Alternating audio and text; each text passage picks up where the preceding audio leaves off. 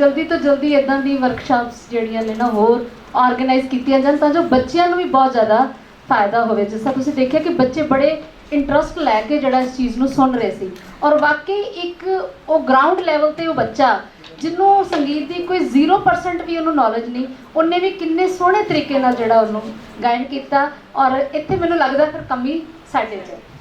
तो ये चौथा पड़ाव जिहड़ा है वो असीं हुण करन जा रहे हैं, जिहदे वास्ते मैं एक बार फिर डॉक्टर साहब नूं बेनती करांगी कि उन्होंने इन्ना अपने रुझेवियां दे विचों किन्नी दूर तो चल के आए और किन्ना चिर पहले असीं मेरी डॉक्टर साहब नाल जदों अमेरिका च सी तो मेरी टैलीफोनिकली उन्होंने नाल गल हुंदी सी ते डॉक्टर साहब ने यही कहना कि जदों भी मैं इंडिया आया तो आप एक वर्कशॉप जरूर रखांगे।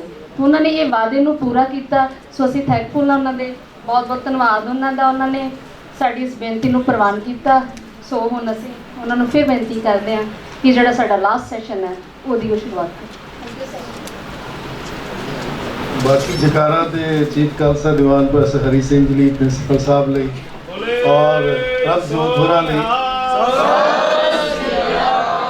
जिन्होंने अच्छे ढंग के नाल ये वर्कशॉप ऑर्गेनाइज की। मैं तो सारा दिन इस तरह ही बोली जाना, इस करके मेरा तो काम ही है, पर इनू ऑर्गेनाइज करना इन्ने प्यार के नाल। फिर इन्ने टीचर्स सुन रहे हैं।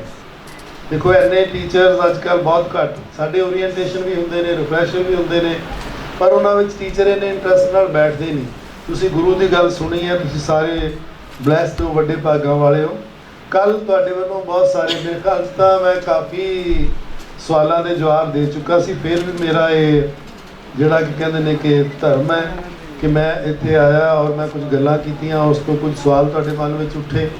मेरे परम सत्कारयोग डॉक्टर जसवीर सिंह जी सावर और प्रिंसीपल सूबा सिंह जी वो भी उचेचे तौर पर अज फिर एक बार पधारे ने, उन्होंने मैं इत्थे आउण ते स्वागत करदा।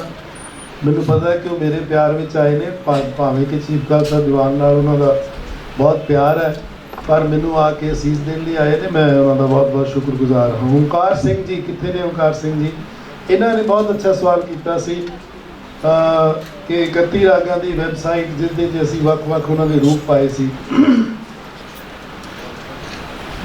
इस दे नाल एक जानकारी तुहाडे लिए मैं दसना चाहुंदा कि जिवें डॉक्टर साबर होरां ने पहलां कहा सी कि मुश्किल दे नाल ये सबजैक्ट जिहड़ा है गुरमत संगीत दा असीं अकादमिक तौर पर स्कूलों कॉलेजों ते यूनिवर्सिटियों में लागू कर सके। मैं थोड़ी जी ब्रीफ हिस्टरी तुहानूं दसदा कि शायद पैसा उन्होंने पता होएगा क्योंकि ये शुरू तो पहले दिन तो ही जदों तो गुरमत संगीत के खेत्र में असीं काम शुरू किया, साडे नाल जुड़े हुए ने। वख-वख जिहड़ियां साडीआं कोई मीटिंग्स हुंदियां सी, इकत्तरतावां हुंदियां सी, उहदे विच बतौर एक्सपर्ट और सलाहकार और अगवाकार नहीं, गलत शब्द हो गया है तो अगवाई देने वाले मार्गदर्शक के तौर पर जिहड़े ने वो साडे नाल जुड़े रहे ने। मेरे नाल तो इन्हां दा बहुत पिता वर्गा प्यार है, मैं तो इन्हां दा बच्चा। सो इस करके इन्हों तो पता है।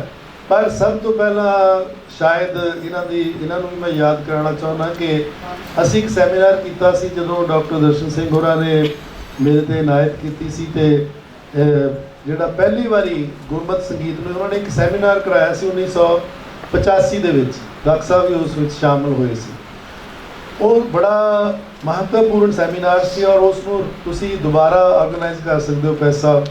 वो सैमीनार सी सिख आर्ट्स ते सिख कलावां दे उत्ते कि आर्ट दे कलावां दे खेत्र में सिख आर्कीटैक्ट वखरा है, तुहानूं पता है, सिख म्यूजिक वखरा है, सिख पेंटिंग्स वखरियां ने।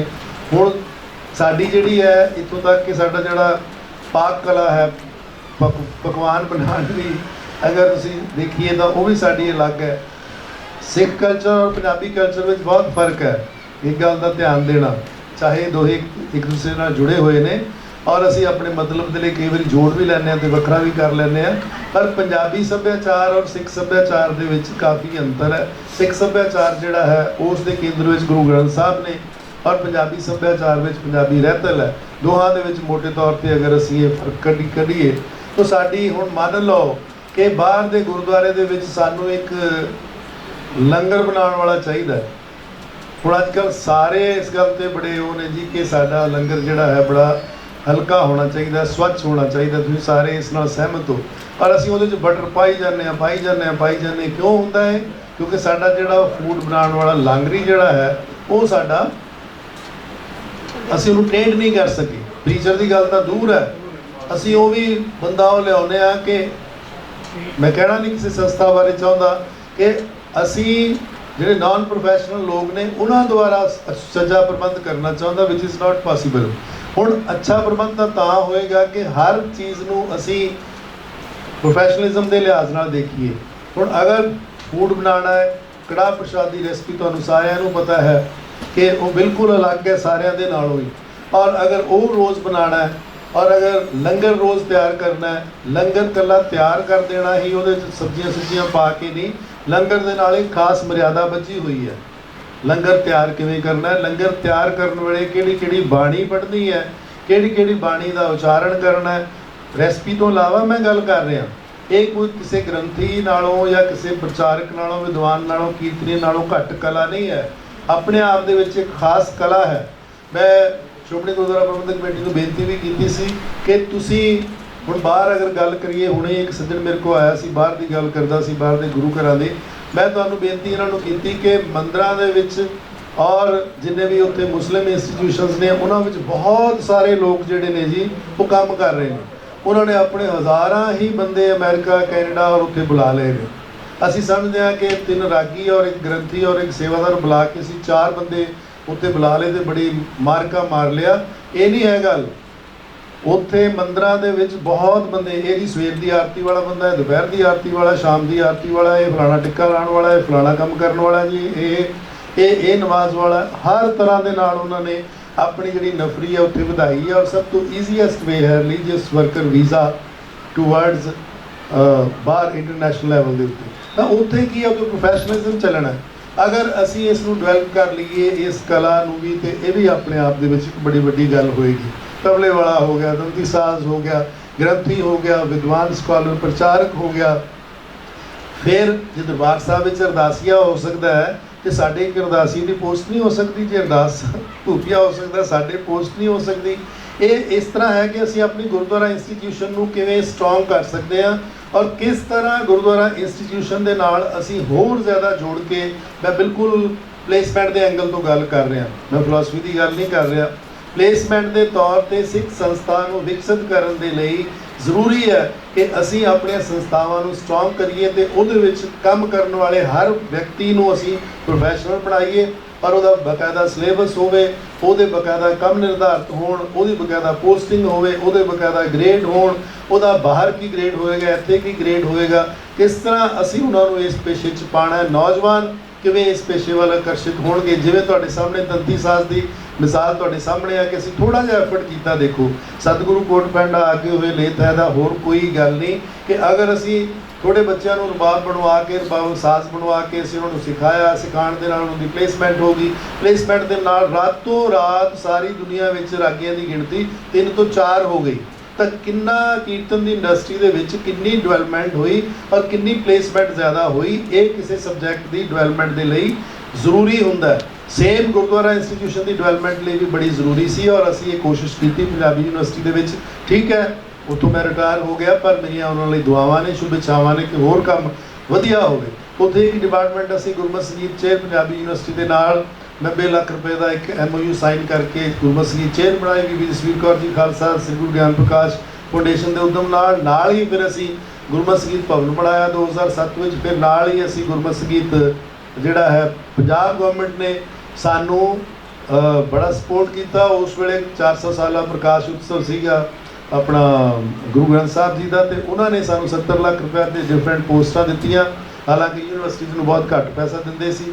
ਫਿਰ ਬਾਹਰ ਦੀਆਂ ਸੰਗਤਾਂ ਨੇ ਸਾਨੂੰ ਬਹੁਤ ਹੀ ਮਾਇਆ ਨਾਲ ਨਿਵਾਜਿਆ ਔਰ ਅਸੀਂ ਗੁਰਮਤਿ ਸੰਗੀਤ ਭਵਨ ਬਣਾ ਦਿੱਤਾ ਉੱਥੇ। ਫਿਰ ਆਨਲਾਈਨ ਡਾਕਟਰ ਜਸਪਾਲ ਸਿੰਘ ਕਹਿੰਦੇ ਕਿ ਵੀ ਮੈਂ ਤਾਂ ਉਹਦਾ ਛੋਟਾ, ਤੇ ਉਹ ਕਹਿੰਦੇ ਕਿ ਕੋਈ ਐਸਾ ਕਰ ਕਿ ਦੁਨੀਆ ਵਿੱਚ ਕੋਈ ਬੰਦਾ ਬੈਠਾ ਜਿੱਥੇ ਵੀ ਬੈਠਾ ਹੋਵੇ, ਕਹਿੰਦੇ ਮੈਂ ਹੁਣ ਐਸੇ 'ਚ ਬੈਠਾ, ਮੈਂ ਕਿਸੇ ਉਸਤਾਦ ਕੋਲ ਥੋੜ੍ਹਾ ਜਾਵਾਂਗਾ ਕਿ ਮੈਨੂੰ ਜੇ ਪ੍ਰੋਫੈਸਰ ਹਰੀ ਸਿੰਘ ਜੀ ਕਹਿਣ ਕਿ ਮੈਂ ਗੌੜੀ ਰਾਗ ਸਿੱਖਣਾ, ਇਹਨਾਂ ਦੇ ਮਨ ਵਿੱਚ ਚਾਹ ਹੋਵੇ ਇਸ ਉਮਰ 'ਚ, ਤੇ ਇਹ ਹੁਣ ਕਿਸੇ ਕੋਲ ਥੋੜ੍ਹਾ ਜਾਣਗੇ। ਕਹਿੰਦੇ ਕੰਪਿਊਟਰ ਖੋਲ੍ਹਾਂ ਤੇ ਮੈਂ ਆਪਣੇ ਆਪ ਸਿੱਖ ਲਵਾਂ, ਇਸ ਤਰ੍ਹਾਂ ਦਾ ਕਰ। ਅਸੀਂ ਕੀ ਕੀਤਾ ਜੀ ਕਿ ਅਸੀਂ 31 ਰਾਗ, ਸਾਨੂੰ ਵੀ ਨਹੀਂ, ਮੈਂ IT ਦਾ ਬੰਦਾ ਨਹੀਂ, ਬਿਲਕੁਲ ਮੈਨੂੰ ਕੁਝ ਨਹੀਂ ਪਤਾ, ਮੈਂ ਮੋਬਾਈਲ ਵੀ ਮਸਾਂ ਚਲਾਉਣਾ।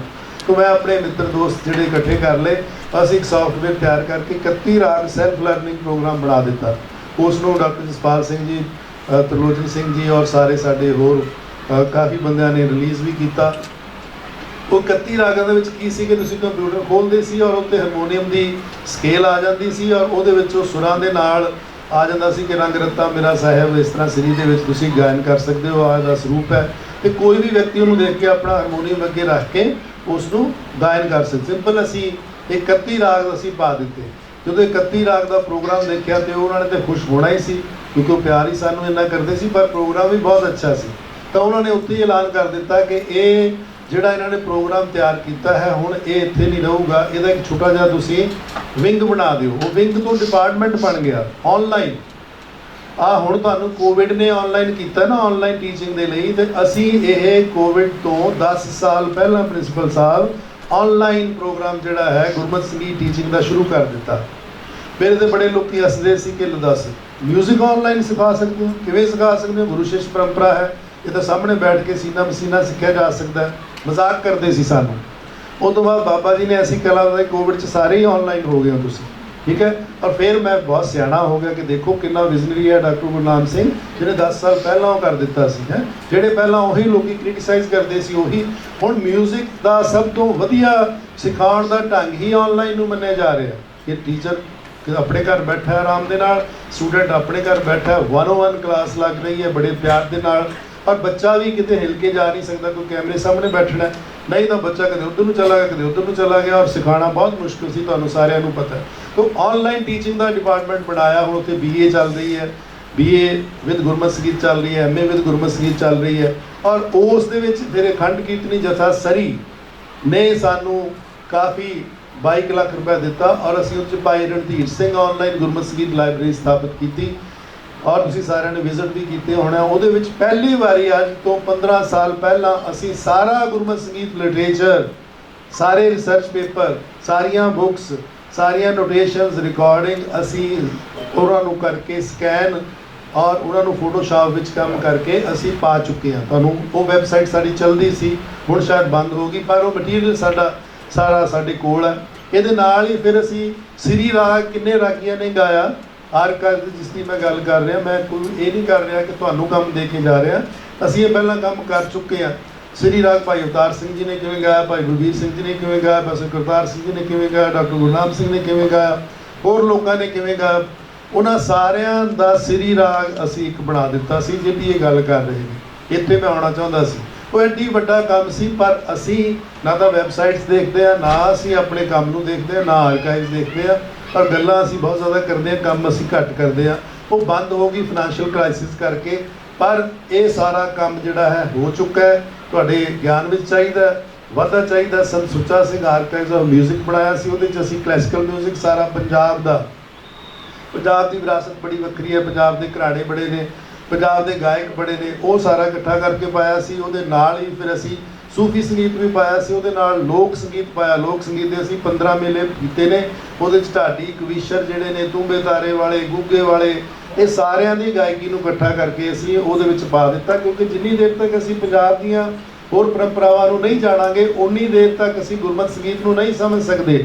ਅਸੀਂ ਕਿਵੇਂ ਸਮਝਾਂਗੇ ਕਿ ਢਾਡੀਆਂ ਦਾ ਜਿਹੜਾ ਹੈ ਗਾਣਾ ਜਾਂ ਕਵੀਸ਼ਰਾਂ ਦਾ ਜਿਹੜਾ ਕਵੀਸ਼ਰੀ ਕਲਾ ਹੈ, ਉਸ ਨੂੰ ਜਿੰਨੀ ਦੇਰ ਤੱਕ ਅਸੀਂ ਪੰਜਾਬੀ ਲੋਕ ਸੰਗੀਤ ਦੇ ਕੰਟੈਕਸ ਵਿੱਚ ਨਹੀਂ ਸਮਝਾਂਗੇ ਤਾਂ ਅਸੀਂ ਆਪਣੀ ਸਿੱਖ ਸੰਗੀਤ ਦੀ ਇਸ ਪਰੰਪਰਾ ਨੂੰ ਨਹੀਂ ਜਾਣ ਸਕਾਂਗੇ ਕਿ ਇਹਨਾਂ ਦੀ ਖਾਸੀਅਤ ਕੀ ਹੈ, ਕਵੀਸ਼ਰੀ ਦੀ ਕੀ ਖਾਸੀਅਤ ਹੈ।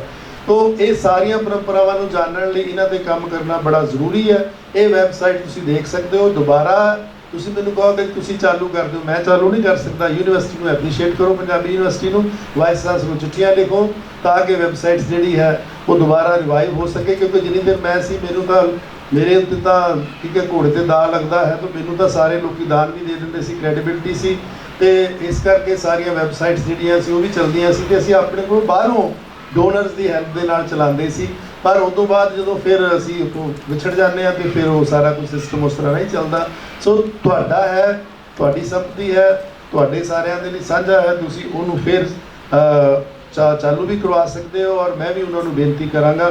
ਸੋ ਮੈਨੂੰ ਬੜੀ ਖੁਸ਼ੀ ਹੋਈ ਕਿ ਇਹਨਾਂ ਨੇ ਉਹ ਵੈਬਸਾਈਟ ਨੂੰ ਦੇਖਿਆ। ਜਿਨ੍ਹਾਂ ਨੇ ਨਹੀਂ ਦੇਖਿਆ ਉਹਨਾਂ ਨੂੰ ਵੀ ਇਸ ਵੱਲ ਧਿਆਨ ਦੇਣਾ ਚਾਹੀਦਾ। ਸੁਮੀਨ ਕੌਰ ਜੀ, ਹਾਂਜੀ ਸੁਮੀਨ, ਠੀਕ ਨਾਮ ਲਿਆ ਜੀ ਮੈਂ।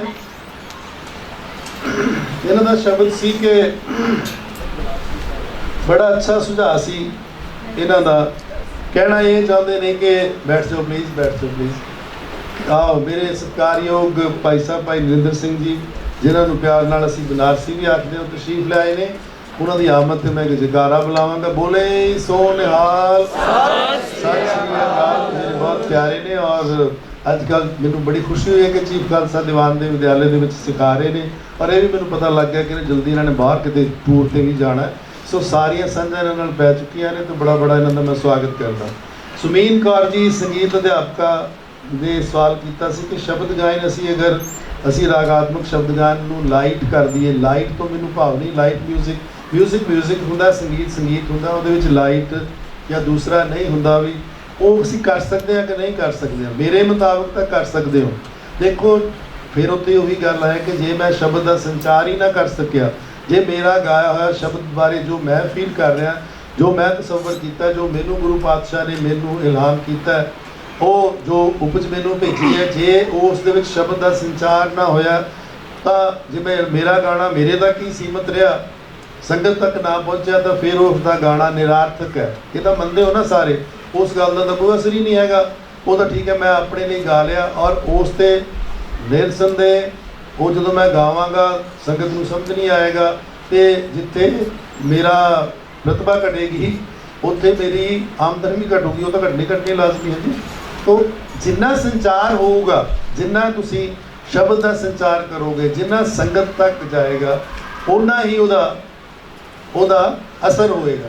ਤੋ ਟੀਚਰ ਨੇ ਜਦੋਂ ਸਿਖਾਉਣਾ, ਪਹਿਲੀ ਤਾਂ ਗੱਲ ਹੈ ਕਿ ਬੱਚੇ ਦਾ ਪੱਧਰ ਕੀ ਹੈ। ਮੈਂ ਕੰਪੋਜੀਸ਼ਨ ਕਹਾਂ ਕਿ ਮੈਂ ਤਾਂ ਸਿੱਖੀ ਉਹ ਹੈ ਜਿਹੜੀ ਮੇਰੇ ਉਸਤਾਦ ਨੇ ਸਿਖਾਈ ਹੈ। ਤਾਂ ਉਸਤਾਦ ਨੇ ਜਦੋਂ ਤੁਹਾਨੂੰ ਸਿਖਾਈ ਸੀ ਤੁਹਾਡਾ ਲੈਵਲ ਹੋਰ ਸੀ, ਬੱਚੇ ਦਾ ਲੈਵਲ ਹੋਰ ਹੈ। ਤਾਂ ਵਿਦਿਆਰਥੀ ਦੇ ਪੱਧਰ ਉੱਤੇ ਆ ਕੇ ਤੁਸੀਂ ਸੁਖੈਨ ਕਰਕੇ ਪਰ ਨਿਰਧਾਰਿਤ ਰਾਗ ਦੇ ਵਿੱਚ ਉਸ ਰਾਗ ਦੇ ਸਰੂਪ ਨੂੰ ਕਾਇਮ ਰੱਖ ਕੇ ਤੁਸੀਂ ਕੰਪੋਜੀਸ਼ਨ ਕਰ ਸਕਦੇ ਹੋ। ਲਾਈਟ ਜਾਂ ਭਾਰੀ ਜਾਂ ਹਲਕੀ ਕੋਈ ਕੰਪੋਜੀਸ਼ਨ ਨਹੀਂ ਹੁੰਦੀ। ਬਹੁਤ ਆਸਾਨ ਤੋਂ ਆਸਾਨ ਕੰਪੋਜੀਸ਼ਨ ਵੀ ਜਿਹੜੀ ਹੈ, ਕੰਪੋਜੀਸ਼ਨ ਵੀ ਜਿਹੜੀ ਹੈ ਉਹ ਜਦੋਂ ਗਾਉਂਦੇ ਹੋ ਤਾਂ ਬਹੁਤ ਵੱਜ ਸਕਦੀ ਹੈ। ਅਸੀਂ ਕੰਪੋਜੀਸ਼ਨ ਕਰਦੇ ਹੁੰਦੇ ਆ ਸੂਰਠ ਰਾਗ ਦੇ ਵਿੱਚ, ਮੇਰਾ ਬੈਦ ਗੁਰੂ ਗੋਬਿੰਦਾ, ਉਹਨੂੰ ਇੱਕ ਤਾਲ 'ਚ ਗਾ ਲਓ ਜਾਂ ਉਹਨੂੰ ਕਿਸੇ ਹੋਰ ਤਾਲ 'ਚ ਗਾ ਲਓ। ਅਸਲ ਤਾਂ ਉਹਨੇ ਇਹੀ ਭਾਵ ਤਾਂ ਉਹਨੇ ਇਹੀ ਦੇਣਾ ਕਿ ਮੇਰਾ ਬੈਦ ਗੁਰੂ ਗੋਬਿੰਦਾ ਮੇਰਾ ਬੈਦ ਹੈ। ਤੇ ਸੋਰਠ ਰਾਗ ਹੈ। ਸੋਰਠ ਰਾਗ ਦੇ ਕੋਲ ਸੋਰਠ ਰਾਗ ਜਿਹੜੀ ਮੈਡੀਕਲ ਸਾਇੰਸ ਹੈ ਉਸ ਦੇ ਤੌਰ 'ਤੇ ਵੀ ਉਸ ਨੂੰ ਇੱਕ ਵੱਡੀ ਰੈਮੇਡੀ ਮੰਨਿਆ ਜਾਂਦਾ ਹੈ। ਸ਼ਾਇਦ ਤੁਹਾਨੂੰ ਇਸ ਗੱਲ ਦਾ ਪਤਾ ਹੋਵੇਗਾ। ਅਗਰ ਉਸ ਨੂੰ ਅਸੀਂ ਗਾਉਂਦੇ ਹਾਂ ਤਾਂ ਸਾਡੇ 'ਤੇ ਬਹੁਤ ਅੱਛਾ ਅਸਰ ਉਹ ਕਰਦਾ ਹੈ। ਤੇ ਗੁਰੂ ਅਰਜਨ ਪਾਤਸ਼ਾਹ ਨੇ ਐਵੇਂ ਥੋੜ੍ਹਾ ਸ਼ਬਦ ਲਿਖ ਦਿੱਤਾ ਉਸ ਵਿੱਚ ਕਿ ਹੁਣ ਅਸੀਂ ਦੋਹਾਂ ਨੇ, ਬਨਾਰਸੀ ਜੀ ਨੂੰ ਤਾਂ ਪਤਾ ਹੈ ਕਿ ਜਦੋਂ 92 ਵਿੱਚ ਜਦੋਂ ਹੋ ਗਿਆ ਤਾਂ ਅਸੀਂ ਦੋਹਾਂ ਨੇ ਇੱਕ ਰਾਗ ਗਾਇਆ ਸੀ। ਕਿਹੜਾ ਰਾਗ? ਗੌੜੀ ਮਾਝ। ਇਹ ਉਦੋਂ, ਹੁਣ ਤਾਂ ਦਸਤਾਰ ਠੀਕ ਹੈ, ਉਹਦੇ 'ਤੇ ਖੰਡੇ ਲਾਉਂਦੇ ਹੁੰਦੇ ਸੀ। ਤਾਂ ਖੰਡੇ ਲਾਏ ਹੋਏ ਤੇ ਗੌੜੀ ਮਾਝ ਇਹਨਾਂ ਨੇ ਗਾਇਆ ਔਰ ਗੌੜੀ ਮਾਝ ਮੈਂ ਗਾਇਆ। ਤੇ ਗੌੜੀ ਮਾਝ ਰਾਗ ਹੈ ਤੇ ਸੋਰਠ ਰਾਗ ਹੈ। ਹੁਣ ਦੋਨੋਂ ਰਾਗ ਨੇ, ਦੋਹਾਂ ਵਿੱਚ ਦੁੱਖ ਭੰਜਨ ਦੀ ਗੱਲ ਹੈ, ਦੋਹਾਂ ਦੇ ਵਿੱਚ ਮੇਰਾ ਬੈਦ ਗੁਰੂ ਦੀ ਗੱਲ ਹੈ। ਇਹ ਤਾਂ ਅਗਰ ਪਹੁੰਚੂਗਾ ਕਿਸੇ ਤੱਕ ਗੱਲ ਪਹੁੰਚੂਗੀ ਤਾਂ ਇਹ ਗੱਲ ਹੋਊਗੀ। ਆਓ ਜਰਾ ਮਾੜਾ ਜਿਹਾ ਆਪਾਂ ਗਾਉਂਦੇ।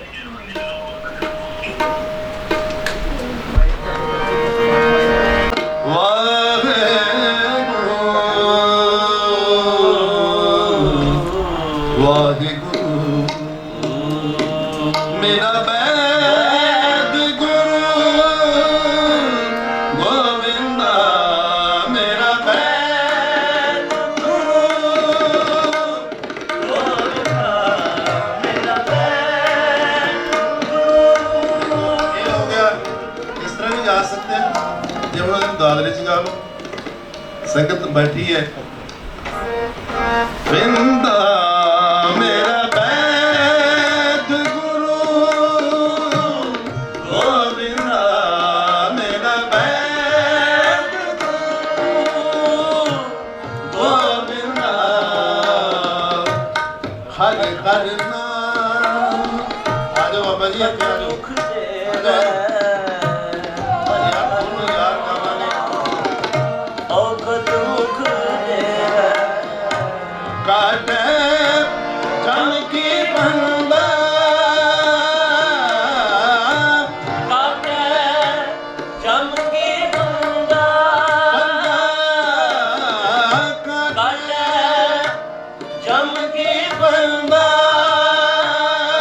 ਮੇਰਾ ਬੈਦ ਗੁਰੂ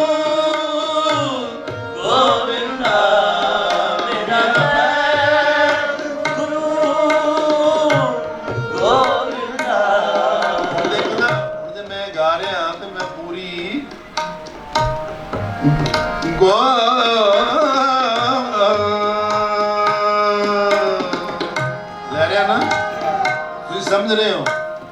मैं तो अपना काम कर रहा, पर पहुँचा मैं की रहा गुरु की गल। राग बहुत पिछे है, राग नहीं मैं तुहाडे तक पहुँचाना, मैं शब्द पहुँचाना।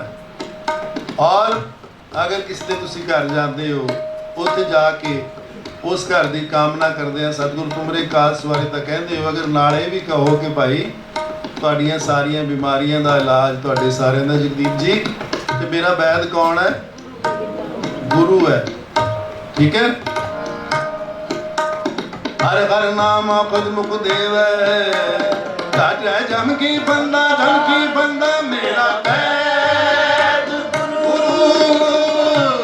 गोविंदा, मेरा वैद गुरु गोविंदा, मेरा वैद गुरु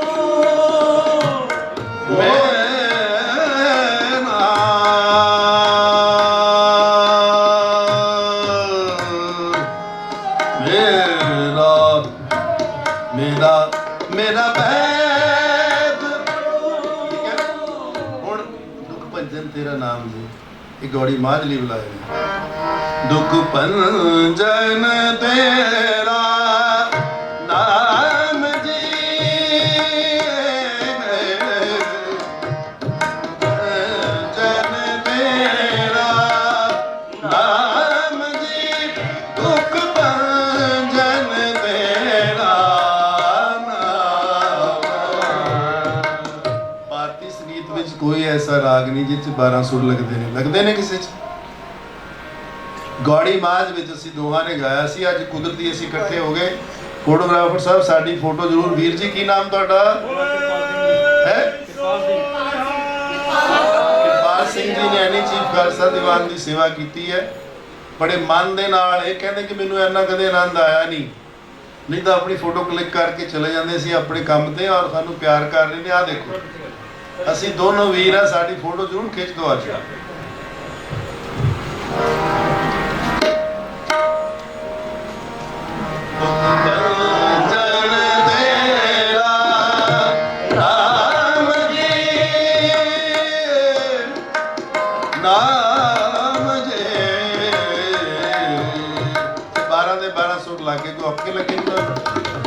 कौन तार रहा मैनू? गुरु का शब्द अपने नाल वहा के लैके जा रहा तो मेरे गले दे विच पा रहा। मेरी कोई ऐसी मेरा गुण नहीं है, मैनू कौन अपने नाल तोड़ रहा है? गुरु का शब्द तोड़ रहा है, रस्ते आपे ही दिखा रहा है। अज तक कदे सोचा ही नहीं कि किहड़ा सुर लग गया किहड़ा ना लग गया। कंपोजिशन बनाई दी है, फिर गुरु नूं समर्पित होकर उसकी हाज़री हजूरी में गाना शुरू कर देंगे और उन्होंने अरदास करी दी है कि आपे गवा लै। साडी कोई ऐसी पात्रता नहीं है। नाम जे दुख भंजन तेरा, नाम जी दुख भंजन तेरा, नाम दुख भंजन तेरा, नाम जी नाम जे दुख भंजन तेरा, दुख भंजन तेरा, दुख भंजन तेरा, नाम जी नाम जे। बोले सो निहाल। ਕਿਹੜੀ ਗੱਲ ਤੋਂ ਖੁਸ਼ ਹੋ ਗਿਆ? ਉਧਰੋਂ ਆਉਣਾ ਸੀ ਘਰ। बोले सो निहाल। ਤੂੰ ਭਾਈ ਸਾਡੇ ਨਾਲ ਆ, ਤੇਰੇ ਕੀ ਕਾਰਨ ਮੈਂ ਨਾ ਬੋਲੂੰ ਜਿਹੜਾ ਉਧਰੋਂ ਆਏਗਾ। ਹੁਣ ਇਹ ਹੈ ਕਿ ਤੁਸੀਂ ਕਬੀਰ ਜੀ ਦੀ ਗੱਲ ਕਰਦੇ ਸੀ। ਹਰ ਕੇ ਹੁਣ ਅਸੀਂ ਗਾਏ, ਪ੍ਰਸ਼ਨ ਤੁਹਾਡੇ ਰਹਿ ਜਾਣੇ ਨੇ, ਅਸੀਂ ਗਾਣ ਲੱਗ ਜਾਣਾ। ਹਰ ਕੇ ਲੋਗਾ ਧਾ ਦਿਨ ਦਾ ਧਰਾ ਦਿਨ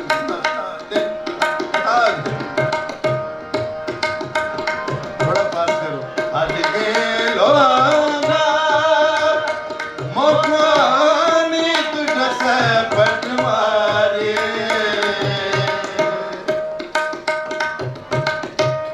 हट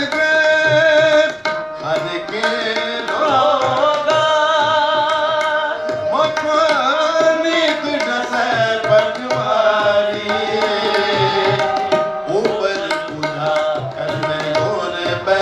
ਪੁਕਾਰਿਆ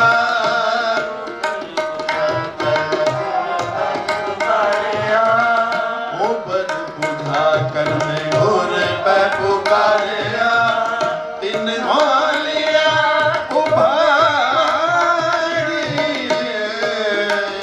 ਇਹ ਲਲਤ ਕੀਤਾ ਕੀ ਸਾਡੇ ਜਦੋਂ ਰਾਗ ਗਣਾਈ ਕਮੇਟੀ 'ਚ ਕੰਮ ਕਰ ਰਹੇ ਸੀ ਕਿ ਸੂਹੀ ਤੇ ਲਲਿਤ ਨੂੰ ਮਿਲਾ ਦਿਓ, ਗੌੜੀ ਤੇ ਮਾਝ ਨੂੰ ਮਿਲਾ ਦਿਓ। ਇੱਕ ਸਵਾਲ ਸੀ ਕਿ ਰਾਗਾਂ ਨੂੰ ਕਿਵੇਂ ਮਿਲਾਣਾ ਹੈ। ਪੂਰਵਾਂਗ ਉਤਰਾਂਗ ਨਾਲ ਵੀ ਮਿਲਾਇਆ ਜਾ ਸਕਦੇ ਸੀ ਕਿ ਇੱਕ ਪਾਰਟ ਪੂਰਵਾਂਗ ਲੈ ਲਓ, ਇੱਕ ਉਤਰਾਂਗ ਨਾਲ ਮਿਲਾ ਲਓ। ਉਹ ਕਨਫਿਊਜ਼ਨ ਕ੍ਰੀਏਟ ਹੋ ਜਾਣਾ ਸੀ ਬਹੁਤ ਜ਼ਿਆਦਾ। ਦੈਨ ਵੀ ਥਾਟ ਕਿ ਅਸੀਂ ਇਹਨਾਂ ਨੂੰ ਅਰੋਹ ਦੇ ਹਿਸਾਬ ਦੇ ਨਾਲ ਸਿੱਧਾ ਕੰਮ ਕਰੀਏ ਜਿਹੜਾ ਸਾਡੇ ਬੰਦਿਆਂ ਨੂੰ ਸਮਝ ਆ ਜਾਏ। ਕਿ ਗੁਰੂ ਪਾਤਸ਼ਾਹ ਨੇ ਤਾਂ ਗੌੜੀ ਮਾਝ ਲਿਖ ਦਿੱਤਾ, ਪਰ ਰਾਗਾਂ ਦੇ ਸਰੂਪ ਤਾਂ ਸਾਨੂੰ ਈਵਨ ਕਿ ਐਸੇ ਰਾਗ ਸੀ ਜਿਹੜੇ ਸਾਨੂੰ ਰਾਗੀ ਸਿੰਘਾਂ ਤੋਂ ਗਾਏ ਨਹੀਂ ਸੀ ਮਿਲਦੇ, ਜਿਹੜੇ ਅਸੀਂ ਦੂਜੀ ਗੁਰਮਤਿ ਸੰਗੀਤ ਸੰਮੇਲਨ 1992 ਵਿੱਚ ਗਾਏ। ਪਹਿਲੀ ਵਾਰੀ 1992 ਵਿੱਚ ਗਾ ਕੇ 1 ਸਾਲ 'ਚ ਰਾਗਾਂ ਦੇ ਸਰੂਪ ਫਾਈਨਲ ਕੀਤੇ। ਰਾਗ ਗਣਾਈ ਕਮੇਟੀ ਕੋਈ ਇੱਕ ਸਾਂਝੀ ਸੰਸਥਾ ਸੀ, ਸੰਤ ਬਾਬਾ ਸੁੱਚਾ ਸਿੰਘ ਜੀ ਨੇ ਪਲੇਟਫਾਰਮ ਤਿਆਰ ਕੀਤਾ ਸੀ। ਸੋ ਇਹ ਉੱਥੋਂ ਫਾਈਨਲ ਕੀਤੇ ਹੋਏ ਰਾਗ ਨੇ ਜਿਹੜੇ ਤੁਹਾਡੇ ਜਾਣਕਾਰੀ ਵਿੱਚ ਹੋਣੇ ਚਾਹੀਦੇ ਨੇ। ਰਾਗਾਂ ਦੇ ਸਰੋਤ ਸਾਨੂੰ ਕਿੱਥੋਂ ਮਿਲਦੇ ਨੇ? ਸਾਡੇ ਜਿਹੜੇ ਗ੍ਰੰਥ ਨੇ, ਸਾਡੀਆਂ ਜਿਹੜੀਆਂ ਜਨਮ ਸਾਖੀਆਂ ਨੇ, ਸਾਡੇ ਜਿਹੜੇ ਕੀਰਤਨ ਨੇ। ਹੁਣ ਜਨਮ ਸਾਖੀਆਂ ਵਾਲੀ ਤੁਹਾਨੂੰ ਗੱਲ ਦੱਸ ਚੁੱਕਾ ਨਾ ਕਿ ਉੱਥੋਂ ਰਾਗ ਕਿਵੇਂ ਮਿਲਦਾ, ਰਾਗ ਦੀ ਜਾਣਕਾਰੀ ਕਿਵੇਂ ਮਿਲਦੀ ਹੈ। ਸੌਰਾਸ਼ਟਰ ਵਾਲੀ ਜਿਹੜੀ ਸੋਰਠ ਬੀਜਾ ਵਾਲੀ ਜਿਹੜੀ ਸਾਖੀ ਸੀ ਉਹਨਾਂ ਨੂੰ ਸੁਣਾਈ ਸੀ ਰਾਬਰ ਸਾਹਿਬ ਮੈਂ। ਉਸ ਤੋਂ ਬਾਅਦ ਇਹ ਹੈ ਕਿ ਹੁਣ ਉਸ ਤੋਂ ਬਾਅਦ ਸਾਨੂੰ ਸਾਡਾ ਮਹੰਤ ਗਜਾ ਸਿੰਘ ਜੀ ਨੂੰ ਜਾਣਦੇ ਹੋ ਤੁਸੀਂ? ਮਹਾਰਾਜ ਜਿਹੜਾ ਮਹਾਰਾਜਾ ਪਟਿਆਲਾ ਕੈਪਟਨ ਅਮਰਿੰਦਰ ਸਿੰਘ ਦਾ ਪੇਰੈਂਟਲ ਜਿਹੜਾ ਪਿੰਡ ਹੈ, ਵਿਲੇਜ ਹੈ, ਉੱਥੇ ਦੇ ਉੱਥੇ ਮਹੰਤ ਗਜਾ ਸਿੰਘ ਜੀ ਸੀ ਤਾਂ ਉਸ ਨੂੰ ਜਾਂਦੇ ਸੀ। ਔਰ ਉਹਨਾਂ ਦੇ ਕੋਲੋਂ ਭਾਈ ਕਾਨ ਸਿੰਘ ਜੀ ਨਾਭਾ ਨੇ ਸਾਰੇ ਸਰੂਪ ਲਏ ਔਰ ਉਹਨਾਂ ਕੋਲੋਂ ਸਰੂਪ ਲੈ ਕੇ ਬਾਕਾਇਦਾ ਉਹਨਾਂ ਨੂੰ ਉਸਤਾਦ ਵੀ ਧਾਰਿਆ। ਔਰ ਫਿਰ ਨਾਲ ਇੱਕ ਸਵਾਲ ਮੈਂ ਵਿੱਚ ਲਿਪਟਵਾ ਕਰ ਲਵਾਂ ਕਿ ਉਹ ਸਿਤਾਰ ਸਿੱਖਦੇ ਹੁੰਦੇ ਸੀ। ਸਿਤਾਰ ਕਿ ਸਿਤਾਰ ਗੁਰਮਤਿ ਸੰਗੀਤ ਦਾ ਪਾਰਟ ਹੈ। ਤਾਂ ਸਿਤਾਰ ਜਦੋਂ ਮਹਾਨ ਕੋਸ਼ ਦੇ ਵਿੱਚ ਸਾਜ਼ ਪਹਿਲੀ ਫੋਟੋ ਲੱਗੀ ਹੋਈ ਹੈ ਨਾ ਪੁਰਾਣੇ ਮਹਾਨ ਕੋਸ਼ ਵਿੱਚ, ਉਹਦੇ ਵਿੱਚ ਵੀ ਸਿਤਾਰ ਨੂੰ ਵੀ ਸਾਜ਼ ਵਜੋਂ ਇਨਕਲੂਡ ਕੀਤਾ। ਤਾਂ ਇਹ ਸਾਜ਼ ਕੋਈ ਪਿੱਟਿਆ ਨਹੀਂ ਹੁੰਦਾ, ਸਾਜ਼ ਕੋਈ ਚੰਗਾ ਮਾੜਾ ਨਹੀਂ ਹੁੰਦਾ। ਹੁਣ ਕਈ ਕਹਿੰਦੇ ਕਿ ਸਰੰਗੀ ਜਿਹੜੀ ਹੈ ਜੀ ਉੱਥੇ ਨਹੀਂ ਵਜਾਣੀ, ਇੱਥੇ ਨਹੀਂ ਵਜਾਣੀ। ਉਹ ਇੰਸਟਰੂਮੈਂਟ ਗੱਲ ਤਾਂ ਕਿ ਉਹਦੇ ਨਾਲ ਅਸੀਂ ਗਾਇਨ ਕੀ ਕਰਦੇ। ਹੁਣ ਤਬਲਾ ਵੀ ਤਾਂ ਉਸ ਵੇਲੇ ਵੱਜਿਆ ਸੀ ਜਦੋਂ ਕਿਸੇ ਨੇ ਬੇਅਦਬੀ ਕੀਤੀ ਸੀ, ਤਾਂ ਹੁਣ ਤਬਲੇ ਨੂੰ ਵੀ ਚੱਕ ਦਈਏ ਅਸੀਂ। ਇਹੋ ਜਿਹੀਆਂ ਗੱਲਾਂ 'ਚ ਨਾ ਪਿਆ ਕਰੋ। ਅੱਛੀਆਂ ਗੱਲਾਂ ਹੀ ਸਾਡੇ ਕੋਲ ਇੰਨੀਆਂ ਜ਼ਿਆਦਾ ਨੇ ਕਿ ਮਾੜੀਆਂ ਗੱਲਾਂ ਆਪਾਂ ਨਾ ਕਰੀਏ। ਤਾਂ ਇਸ ਗੱਲ ਕਰਕੇ ਮੈਂ ਤੁਹਾਨੂੰ ਫਿਰ ਉੱਤੇ ਬੇਨਤੀ ਕਰਦਾ ਕਿ ਮਹੰਤ ਗਜਾ ਸਿੰਘ ਜੀ ਨੇ ਉਹ 31 ਰਾਗਾਂ ਦੇ ਸਰੂਪ ਦਿੱਤੇ। ਫਿਰ ਸਾਬਰ ਸਾਹਿਬ ਜਿਹੜਾ ਮਕਾਲ ਫੋਰਾ ਨੇ ਸਿੱਖ ਰਿਲੀਜਨ ਵਿੱਚ ਸਰੂਪ ਦਿੱਤੇ ਨੇ, ਉਹ ਸਾਰੇ ਮਹੰਤ ਗਜਾ ਸਿੰਘ ਜੀ ਦੀ ਉਹੀ ਵੈਸਟਰਨ ਲਿਪੀ ਵਿੱਚ ਲਿਖੇ ਹੋਏ ਨੇ। ਕੋਈ ਇੱਕ ਨਹੀਂ, ਸਿੱਖ ਰਿਲੀਜਨ ਇੱਕ ਕਿਤਾਬ ਹੈ ਮਕਾਲ ਫੋਰਾ ਦੀ, ਤੇ ਉਹਨੂੰ ਵੀ ਵੇਖ ਲੈਣਾ। ਉਹ 'ਚ ਵੈਸਟਰਨ ਸੁਰ ਲਿਪੀ ਦੇ ਵਿੱਚ ਸਾਡੇ 31 ਰਾਗ ਜਿਹੜੇ ਨੇ ਉਹ ਉਹੀ ਦਿੱਤੇ ਨੇ ਜਿਹੜੇ ਮਹੰਤ ਗਜਾ ਸਿੰਘ ਜੀ ਨੇ ਫਿਰ ਇਹ ਵੀ ਦਿੱਤੇ। ਫਿਰ ਉਹਦੇ ਵਿੱਚ ਸਾਡੇ ਜਿਹੜੇ ਰਾਗਾਂ ਦੇ ਮਿਸ਼ਰਤ ਰਾਗ ਨੇ ਉਹਨਾਂ ਦੇ ਸਰੂਪ ਵੀ ਮਹਾਨ ਕੋਸ਼ ਵਿੱਚ ਦਿੱਤੇ ਹੋਏ ਨੇ, ਉਹ ਵੀ ਸਾਡਾ ਇੱਕ ਸਰੋਤ ਹੈ। ਫਿਰ ਸਾਡੇ ਰਾਗੀਆਂ ਦੇ ਜਿਹੜੀਆਂ ਪੁਰਾਣੀਆਂ ਕੰਪੋਜੀਸ਼ਨਸ ਨੇ, ਗਿਆਨ ਸਿੰਘ ਐਬਟਾਬਾਦ ਉਹਨਾਂ ਦੀ ਗੁਰਬਾਣੀ ਸੰਗੀਤ ਵਿੱਚ ਹੋਣ ਜਾਂ ਹੋਰ ਥਾਵਾਂ 'ਤੇ ਹੋਣ, ਉਹ ਸਾਰੀਆਂ ਹੀ ਸਾਡੀਆਂ ਸਰੋਤ ਨੇ। ਰਾਗਾਂ ਦੇ ਸਰੂਪ ਲੱਭਣ ਦੇ ਵਿੱਚ ਸਹਾਈ ਹੁੰਦੀਆਂ ਨੇ। ਗੱਲ ਤਾਂ ਇਹ ਹੈ ਹੁਣ ਜਿਹਨੂੰ ਸੂਹੀ ਆਉਂਦਾ ਹੋਏਗਾ ਤੇ ਲਲਿਤ ਗਾਉਂਦਾ ਹੋਏਗਾ, ਜਿਹਨੇ ਲਲਿਤ ਸਿੱਖਿਆ ਹੋਏਗਾ ਉਹੀ ਮੁੜੇਗਾ ਨਾ। ਜੇ ਹੁਣ ਲਲਿਤ ਸਿੱਖਿਆ ਹੀ ਨਹੀਂ, ਹੁਣ ਅਸੀਂ ਇੰਡੀਅਨ ਮਿਊਜ਼ਿਕ ਵੀ ਸਿੱਖਿਆ ਸਿਖਾਇਆ ਥੋੜ੍ਹਾ ਬਹੁਤਾ ਜਿੰਨਾ ਕੁ ਪ੍ਰਸ਼ਾਦ ਗੁਰੂ ਜਨਾਂ ਤੋਂ ਮਿਲਿਆ, ਬਜ਼ੁਰਗਾਂ ਤੋਂ ਮਿਲਿਆ। ਇੱਧਰ ਸੂਹੀ ਪਹਿਲਾਂ, ਹੁਣ ਕਈ ਸੂਹੇ ਨੂੰ ਸੂਹੀ ਪਹਿਲਾਂ ਕਹਿੰਦੇ ਹੁੰਦੇ ਸੀ। ਸੂਹਾ ਜਿਹੜਾ ਇੰਡੀਅਨ ਮਿਊਜ਼ਿਕ ਦਾ, ਉਸ ਨੂੰ ਸੂਹੀ ਕਹਿੰਦੇ ਸੀ। ਪਰ ਸੂਹੀ ਦਾ ਰਾਹ, ਸੂਹੀ ਤੇ ਬਹੁਤ ਸੂਹੀ ਚ ਲਾਵਾਂ ਨੇ। ਆਪਾਂ ਆਨੰਦ ਕਾਰਜ ਦੀਆਂ ਪਰ ਲਾਵਾਂ ਕਿੰਨਾ ਕੁ ਸੂਹੀ ਚ ਕੋਈ ਕਰਾਉਂਦਾ। ਇਹ ਵੀ ਸੋਚਣ ਤੇ ਵਿਚਾਰਨ ਵਾਲੀ ਗੱਲ ਹੈ ਕਿ ਸਾਨੂੰ ਇਹਨਾਂ ਰਾਗਾਂ ਨੂੰ ਕਾਇਮ ਰੱਖਣ ਦੇ ਲਈ ਆਪਣੀਆਂ ਜਿਹੜੀਆਂ ਰਾਹ ਰੀਤਾਂ ਨੇ, ਜਿਹੜੀਆਂ ਰਸਮ ਰਿਵਾਜ ਨੇ, ਜਿਹੜੀਆਂ ਖਾਸ ਕੀਰਤਨ ਚੌਕੀਆਂ ਨੇ, ਉਹਨਾਂ ਨੂੰ ਵੀ ਰਾਗਬੱਧ ਕਰਨਾ ਹੋਏਗਾ, ਰਾਗਮਈ ਕਰਨਾ ਹੋਏਗਾ ਤਾਂ ਕਿ ਸਾਡੇ ਰਾਗ ਜਿਉਂਦੇ ਰਹਿਣ। ਉਹ ਹੋਰ ਕਿਸੇ ਕਮਿਊਨਿਟੀ ਨੇ ਨਹੀਂ ਕਰਨੇ, ਉਸ ਇੱਕ ਕਮਿਊਨਿਟੀ ਨੇ ਕਰਨਾ। ਪਰ ਅਗਲਾ ਕਹਿੰਦਾ ਆਨੰਦ ਕਾਰਜ ਕਰਾਓ ਜੀ, 20 ਮਿੰਟਾਂ ਵਿੱਚ ਜਲਦੀ ਜਾਣਾ, ਬਰਾਤ ਬਾਅਦ ਭੰਗੜਾ ਪਾਉਣਾ ਹੈ। ਕਿਸੇ ਨੂੰ ਕੀ ਹੈ ਕਿ ਸੂਹੀ ਰਾਗ ਕਿੱਥੇ ਜਾਏ ਜਾਂ ਜੋ ਮਰਜ਼ੀ ਹੋਵੇ, ਕਿਸੇ ਨੂੰ ਇਸ ਗੱਲ ਨਾਲ ਨਹੀਂ। ਜੇ ਅਸੀਂ ਚੇਤਨ ਹੋਈਏ ਕਿ ਆਨੰਦ ਕਾਰਜ ਸਭ ਤੋਂ ਵੱਡੀ ਰਸਮ ਹੈ, ਗੁਰੂ ਦੀ ਹਜ਼ੂਰੀ 'ਚ ਹੋਣੀ ਹੈ, ਪਰ ਉੱਥੇ ਰਾਗਾਤਮਕ ਹੋਣੀ ਚਾਹੀਦੀ ਹੈ, ਤੇ ਫਿਰ ਕਿੰਨਾ ਅੱਛਾ ਮਾਹੌਲ ਹੋਏ ਤੇ ਸਾਡੇ ਰਾਗ ਵੀ ਅਗਲੀ ਜਨਰੇਸ਼ਨ ਤੱਕ, ਆਉਣ ਵਾਲੀਆਂ ਪੀੜ੍ਹੀਆਂ ਤੱਕ ਪਹੁੰਚਣ ਔਰ ਇੱਕ ਵੱਡੀ ਵਿਰਾਸਤ ਨੂੰ ਅਸੀਂ ਕਾਇਮ ਰੱਖਣ ਦੇ ਵਿੱਚ ਕਾਮਯਾਬ ਹੋਈਏ। ਬਹੁਤ ਧੰਨਵਾਦ ਜੀ ਭਾਈ ਸਾਹਿਬ ਜੀ। ਗਾਣ ਨੂੰ ਤਾਂ ਅਸੀਂ ਬਹੁਤ ਕੁਝ ਗਾ ਸਕਦੇ ਹਾਂ, ਤੁਹਾਨੂੰ ਪਤਾ ਹੈ, ਪਰ ਇਹ ਸਵਾਲਾਂ ਦੇ ਜਵਾਬ ਰਹਿ ਜਾਣੇ। ਅਗਲਾ ਸਵਾਲ ਜਿਹੜਾ ਸੀ ਰਜਨੀ ਜੀ ਨੇ ਕੀਤਾ ਸੀ ਇਹ ਕਹਿੰਦੇ ਸੀ ਕਿ ਪੜਤਾਲ ਸ਼ੈਲੀ ਨੂੰ ਕਿਵੇਂ ਗਾਈਏ। ਮੈਂ ਤੁਹਾਨੂੰ ਸਵੇਰੇ ਬੇਨਤੀ ਕੀਤੀ ਸੀ ਕਿ ਅਸੀਂ 7 CD ਪ੍ਰੋਜੈਕਟ ਕੀਤਾ ਸੀ, ਉਹਦੇ 'ਚ ਭਾਈ ਨਰਿੰਦਰ ਸਿੰਘ ਬਨਾਰਸੀ ਜੀ ਨੇ ਵੀ ਗਾਇਆ ਸੀ, ਭਾਈ ਬਲਬੀਰ ਸਿੰਘ ਜੀ ਨੇ ਵੀ ਗਾਇਆ ਸੀ, ਔਰ ਅਮਰੀਕ ਸਿੰਘ ਜ਼ਖਮੀ ਹੋਰਾਂ ਨੇ ਵੀ ਗਾਇਆ ਸੀ, ਪ੍ਰਭਜੋਤ ਹੋਰਾਂ ਨੇ ਵੀ ਗਾਇਆ ਸੀ, ਸ਼ਾਇਦ ਨਹੀਂ ਪਤਾ ਨਹੀਂ, ਮੈਨੂੰ ਯਾਦ ਨਹੀਂ। ਤਾਂ ਹੋਰ ਵੀ ਜਿੰਨੇ ਵੀ ਉਸ ਵੇਲੇ ਦੇ ਬੈਸਟ ਗਾਣ ਵਾਲੇ ਸੀ, ਅਸੀਂ ਉਹਨਾਂ ਨੂੰ ਇਕੱਠੇ ਕਰਕੇ ਉਹ ਪੜਤਾਲ ਰਿਕਾਰਡ ਕਰਾਏ। ਉਹਦੇ ਨਾਲ ਕੀ ਹੋਇਆ ਕਿ ਵੱਖ-ਵੱਖ ਤਰ੍ਹਾਂ ਨਾਲ ਗਾਉਂਦੇ। ਹੁਣ ਭਾਈ ਅਵਤਾਰ ਸਿੰਘ ਜੀ ਪੜਤਾਲ ਹੋਰ ਤਰ੍ਹਾਂ ਗਾਉਂਦੇ ਸੀ, ਉਹ ਇੱਕ ਅੰਤਰਾ ਗਾਉਂਦੇ ਸੀ ਔਰ ਫਿਰ ਚੁੱਪ ਹੋ ਜਾਂਦੇ ਸੀ, ਔਰ ਫਿਰ ਦੂਸਰਾ ਅੰਤਰਾ ਗਾਉਂਦੇ ਸੀ, ਤੀਸਰਾ ਅੰਤਰਾ ਗਾਉਂਦੇ ਸੀ। ਇੱਕ ਇਹ ਵੀ ਸਟਾਈਲ ਸਾਡੇ ਗੁਰਮਤਿ ਸੰਗੀਤ ਦੇ ਵਿੱਚ ਰਿਹਾ। ਫਿਰ ਇੱਕ ਇਹ ਵੀ ਰਿਹਾ ਕਿ ਵੀ ਤਾਲ ਤੋਂ ਤਾਲ ਜਦੋਂ ਅਸੀਂ ਪੜ੍ਹਦੇ ਹਾਂ ਤਾਂ ਤਾਲ ਦੇ ਵਿੱਚੋਂ ਤਾਲ ਨਿਕਲੇ, ਠੀਕ ਹੈ, ਫਿਰ ਸਮ ਤੋਂ ਤਾਲ ਨਿਕਲੇ। ਇਸ ਤਰ੍ਹਾਂ ਪੜਤਾਲ ਨੂੰ ਗਾਉਣ ਦੀਆਂ ਬਹੁਤ ਸਾਰੀਆਂ ਸ਼ੈਲੀਆਂ ਨੇ। ਤੁਸੀਂ ਇੱਕ ਪੂਰੇ ਦਾ ਪੂਰਾ ਇੱਕ ਵਰਕਸ਼ਾਪ ਪੜਤਾਲ ਤੇ ਕਰ ਲੈਣਾ। ਮੈਂ ਵੀ ਰੈਡੀ ਹਾਂ ਔਰ ਮੈਂ ਚਾਹਾਂਗਾ ਕਿ ਇਹੋ ਜਿਹੇ ਗੁਣੀ ਜਨ ਵੀ ਆਉਣ, ਸ਼ਾਂਤ ਸਾਹਿਬ ਵੀ ਆਉਣ, ਸਾਰੇ ਅਸੀਂ ਬੈਠ ਕੇ ਆਪੋ ਆਪਣਾ ਤੁਹਾਨੂੰ ਪੜਤਾਲਾਂ ਸੁਣਾਈਏ ਤਾਂ ਕਿ ਤੁਹਾਨੂੰ ਪਤਾ ਲੱਗੇ ਕਿ ਇਹ ਪੜਤਾਲਾਂ ਦੇ ਉਹਨਾਂ ਦੀਆਂ ਪੜਤਾਲਾਂ ਦੇ ਵਿੱਚ ਕੀ ਫਰਕ ਹੈ। ਹੁਣ ਅਸੀਂ ਪੜਤਾਲ ਕਰਦੇ ਹਾਂ, ਅਸੀਂ ਭਾਈ ਤਾਰਾ ਸਿੰਘ ਜੀ ਤੋਂ ਸਿੱਖੇ ਜਾਂ ਆਪਣੇ ਬਜ਼ੁਰਗਾਂ ਤੋਂ ਸਿੱਖੇ, ਤਾਂ ਸਾਡਾ ਪੜਤਾਲ ਜਦੋਂ ਪਹਿਲੀ ਵਾਰੀ ਜਵੱਦੀ ਦੇ ਵਿੱਚ 93 ਦੇ ਵਿੱਚ 93 ਦੇ ਵਿੱਚ ਇੱਕ ਅਸੀਂ ਗੁਰੂ ਗ੍ਰੰਥ ਸਾਹਿਬ ਦੀਆਂ ਸ਼ੈਲੀਆਂ ਦਾ ਸੰਮੇਲਨ ਕੀਤਾ ਸੀ, ਤਾਂ ਉਸ ਵਿੱਚ ਮੈਨੂੰ ਬੜੀ ਖੁਸ਼ੀ ਹੈ ਕਿ ਸਾਨੂੰ ਕਹਿੰਦੇ ਸੀ ਸਾਡੇ 70% ਜਿਹੜੇ ਸਰੂਪ ਨੇ ਨਾ, ਉਹ ਸਾਬਰ ਸਾਹਿਬ ਨੂੰ ਪਤਾ ਹੈ ਕਿ 1983 ਵਿੱਚ ਮੇਰੀ ਪੁਸਤਕ ਛਪੀ ਸੀ ਆਦਿ ਗ੍ਰੰਥ ਰਾਗ ਕੋਸ਼, ਤੇ ਭਾਈ ਤਾਰਾ ਸਿੰਘ ਜੀ ਦੇ ਆਸ਼ੀਰਵਾਦ ਨਾਲ ਛਪੀ ਸੀ। ਉਹ ਜਦੋਂ ਫਾਈਨਲ ਹੋਏ ਸਰੂਪ ਤਾਂ ਉਹਦੇ ਵਿੱਚ 70% ਸਰੂਪ ਉਹ ਫਾਈਨਲ ਹੋਏ ਸਰਬਸੰਮਤੀ ਦੇ ਨਾਲ, ਜਿਨ੍ਹਾਂ ਨੂੰ ਅਸੀਂ ਆਲਰੇਡੀ ਗਾ ਰਹੇ ਸੀ। ਉਹਦੇ ਨਾਲ ਕੀ ਹੋ ਗਿਆ, ਸਾਨੂੰ ਫਾਇਦਾ ਹੋ ਗਿਆ, ਸਿੱਖਿਆ ਸਿਖਾਇਆ ਸੀ, ਪੜਤਾਲਾਂ ਸਿੱਖੀਆਂ ਹੋਈਆਂ ਸੀ। ਜਦੋਂ ਪੜਤਾਲ ਗਾਇਨ ਹੋਇਆ ਤੇ ਸਾਨੂੰ ਸੁਣਨ ਦੇ ਲਈ ਮੈਨੂੰ ਬਹੁਤ ਫਖਰ ਹੈ ਕਿ ਅੱਗੇ ਭਾਈ ਅਵਤਾਰ ਸਿੰਘ ਜੀ ਬੈਠੇ ਸੀ, ਅੱਗੇ ਭਾਈ ਬਲਬੀਰ ਸਿੰਘ ਜੀ ਸੀਸ ਦੇਣ ਲਈ ਬੈਠੇ ਸੀ, ਅੱਗੇ ਸੰਤ ਬਾਬਾ ਸੁੱਚਾ ਸਿੰਘ ਸੀਸ ਦੇਣ ਲਈ ਬੈਠੇ ਸੀ। ਉਦੋਂ ਤਾਂ ਅਸੀਂ ਮੁੰਡੇ ਜਾਂ ਮੁੰਡੇ ਕਿਵੇਂ ਗਾਉਂਦੇ ਨੇ, ਇਹ ਕਿਸ ਤਰ੍ਹਾਂ ਗਾਉਂਦੇ ਨੇ ਪੜਤਾਲ ਨੂੰ, ਕਿਉਂਕਿ ਸਾਡਾ ਗਾਉਣ ਦਾ ਢੰਗ ਬਿਲਕੁਲ ਭਾਈ ਅਵਤਾਰ ਸਿੰਘ ਜੀ ਔਰ ਭਾਈ ਬਲਬੀਰ ਸਿੰਘ ਜੀ ਨਾਲੋਂ ਵੱਖਰਾ ਸੀ। ਔਰ ਤੁਹਾਨੂੰ ਇਸ ਗੱਲ ਦੀ ਖੁਸ਼ੀ ਹੋਏਗੀ ਕਿ ਜਦੋਂ ਸਾਡਾ ਪੜਤਾਲ ਦਾ ਹੋਇਆ ਤੇ ਉਹਨਾਂ ਨੇ ਜਪਮਨ ਜਗਨਨਾਥ ਜਗਦੀਸ਼ ਰਿਓ ਗਾਈ, ਭਾਈ ਬਲਬੀਰ ਸਿੰਘ ਜੀ ਨੇ ਪੜਤਾਲ ਰਿਕਾਰਡ ਕਰਾਈ, ਤਾਂ ਉਹ ਆਪਣੇ ਆਪ ਦੇ ਵਿੱਚ ਉਹਨਾਂ ਜੋ ਜਿਸ ਤਰ੍ਹਾਂ ਉਹ ਜਗਨਨਾਥ ਕਹਿੰਦੇ ਨੇ, ਉਹ ਆਪਣਾ ਉਹਨਾਂ ਦਾ ਆਪਣਾ ਉਚਾਰਨ ਦਾ ਸਟਾਈਲ ਵੀ ਵੱਖਰਾ ਹੈ ਔਰ ਬਾਣੀ ਨੂੰ ਤਲਫੁਜ਼ ਵੀ ਵੱਖਰਾ ਹੈ, ਗਾਉਣ ਦਾ ਢੰਗ ਵੀ ਵੱਖਰਾ ਹੈ, ਸੁਰ ਲਗਾਉਣ ਦਾ ਢੰਗ ਵੀ ਵੱਖਰਾ ਹੈ। ਉਹਨਾਂ ਦੀ ਪਰਸਨੈਲਿਟੀ ਨੂੰ, ਉਹਨਾਂ ਦੇ ਗਾਣੇ ਨੂੰ, ਉਹਨਾਂ ਦੀਆਂ ਪੜਤਾਲਾਂ ਨੂੰ ਵੱਖਰੇ ਤੌਰ ਤੇ ਐਨਾਲਾਈਜ਼ ਕਰਨਾ ਚਾਹੀਦਾ। ਇਹ ਕਿਵੇਂ ਗਾਉਂਦੇ ਨੇ, ਕਰਤਾਰ ਸਿੰਘ ਜੀ ਕਿਸ ਤਰ੍ਹਾਂ ਗਾਉਂਦੇ ਨੇ, ਇਹ ਸਾਡੇ ਘਰਾਣੇ ਨੇ, ਗੁਰਮਤਿ ਸੰਗੀਤ ਦੇ ਘਰਾਣੇ ਨੇ। ਇਹਨਾਂ ਦੇ ਸਾਰੇ ਰਿਕਾਰਡਿੰਗਸ ਨੂੰ ਇਨ ਕੰਪੈਰੀਜ਼ਨ ਸਾਨੂੰ ਵੇਖਣਾ ਚਾਹੀਦਾ। ਜੇ ਅਸੀਂ ਗੁਰਮਤਿ ਸੰਗੀਤ ਦੇ ਮਿਊਜ਼ਿਕੋਲੋਜਿਸਟ ਆ, ਅਗਰ ਅਸੀਂ ਕੀਰਤਨੀਏ ਆ, ਅਗਰ ਤੁਸੀਂ ਟੀਚਰ ਹੋ, ਤਾਂ ਤੁਹਾਨੂੰ ਇਹ ਸਾਰਾ ਪਤਾ ਹੋਣਾ ਚਾਹੀਦਾ। ਕਿਹੜਾ ਇਹਨਾਂ ਵਿੱਚੋਂ ਸਹੀ ਹੈ ਤੇ ਕਿਹੜਾ ਇਹਨਾਂ ਵਿੱਚੋਂ ਗਲਤ ਹੈ। ਤੁਸੀਂ ਕਦੇ ਭਾਰਤੀ ਸੰਗੀਤ ਵਾਲਿਆਂ ਨੂੰ ਪੁੱਛਿਆ, ਉਹਨਾਂ ਨੂੰ ਕਦੇ ਦੇਖਿਆ ਇਸ ਗੱਲ ਤੇ ਵੀ ਵਾਦ ਵਿਵਾਦ ਕਰਦਾ ਕਿ ਆ ਕਿਹੜਾ ਸਹੀ ਹੈ ਤੇ ਕਿਹੜਾ ਗਲਤ ਹੈ? ਉਹ ਕਹਿੰਦਾ ਹਮਾਰੇ ਘਰਾਣੇ में तो ऐसे ही गाते हैं। कर लो गल, हमारे घराने में तो ਤੁਸੀਂ ਵੀ ਫਖਰ ਨਾਲ ਕਹੋ ਕਿ ਹਮਾਰੇ ਸਾਡੀ ਤੱਕ ਸਾਜ ਤਾਂ ਜੀ ਗਾਉਂਦੇ ਨੇ, ਇਸ ਤਰ੍ਹਾਂ ਗੁਰੂ ਤੋਂ ਆਪਣੇ ਉਸਤਾਦ ਤੋਂ ਇਸ ਤਰ੍ਹਾਂ ਹੀ ਸਿੱਖਿਆ। ਤੁਹਾਡਾ ਘਰਾਣਾ ਤਾਂ ਚੱਲੂਗਾ ਨਾ, ਆਪਣੇ ਆਪ ਤੇ ਤੁਹਾਨੂੰ ਕੌਨਫੀਡੈਂਸ ਚਾਹੀਦਾ। ਔਰ ਪੜਤਾਲ ਗਾਣ ਦੇ ਜਿਹੜੇ ਵੱਖ-ਵੱਖ ਸਾਡੇ ਢੰਗ ਨੇ, ਉਹ ਸਾਰੇ ਸਾਡੇ ਹੀ ਢੰਗ ਨੇ, ਸਾਡੀਆਂ ਹੀ ਟਕਸਾਲਾਂ ਨੇ, ਸਾਡੇ ਹੀ ਬਜ਼ੁਰਗ ਨੇ, ਸਾਡੇ ਹੀ ਕੀਰਤਨੀਏ ਨੇ। ਮੈਂ ਹੁਣ ਕਹਾਂ ਕਿ ਭਾਈ ਹਰੀ ਸਿੰਘ ਜੀ ਦਾ ਪੜਤਾਲ ਗਾਣ ਦਾ ਸਟਾਈਲ ਔਰ ਬਸ ਭਾਈ ਅਵਤਾਰ ਸਿੰਘ ਜੀ ਦਾ ਪੜਤਾਲ ਗਾਣ ਦਾ ਸਟਾਈਲ ਦੋਹਾਂ ਦਾ ਵੱਖੋ ਵੱਖਰਾ ਹੈ। ਮੈਂ ਜਦੋਂ ਰਿਕਾਰਡਿੰਗ ਕਰਾਈ 1999 ਦੇ ਵਿੱਚ, ਸਾਰੇ HMV ਨੇ ਮੇਰਾ ਰਿਕਾਰਡਿੰਗ ਕੀਤੀ, ਤਾਂ ਇੱਕ ਨੱਟ ਦੀ ਪੜਤਾਲ ਜਿਹੜੀ ਹੈ ਉਹ ਹੈ ਮੈਨੂੰ ਸਾਜਨ ਮੀਤ, ਮੈਂ ਉਹ ਕੰਪੋਜ਼ ਕੀਤੀ।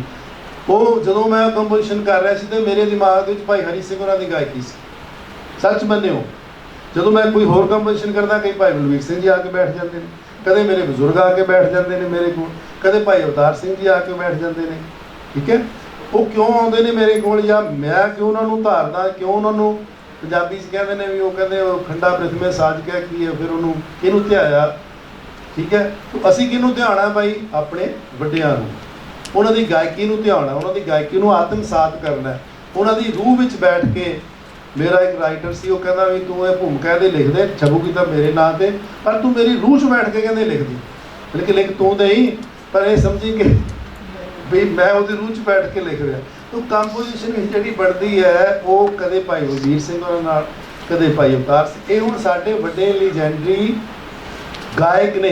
ਇਹ ਕਿਸੇ ਤਰ੍ਹਾਂ ਵੀ ਕਿਸੇ ਪਦਮ ਭੂਸ਼ਣ ਰਵੀ ਸ਼ੰਕਰ ਜੀ, ਪੰਡਤ ਜਸਰਾਜ ਜੀ, ਪੰਡਤ ਭੀਮ ਸੈਨ ਜੀ, ਅਮੀਰ ਖਾਨ ਸਾਹਿਬ ਤੋਂ ਇਹ ਸਾਡੇ ਕੀਰਤਨੀ ਘੱਟ ਨਹੀਂ, ਜਿਨ੍ਹਾਂ ਨੇ 50-50 ਸਾਲ ਦਰਬਾਰ ਸਾਹਿਬ ਉੱਤੇ ਇੱਕ ਸ਼ਬਦ, ਇੱਕ ਚੌਕੀ ਭਰਨ ਲਈ ਅਸੀਂ ਤਰਸਦੇ ਹਾਂ।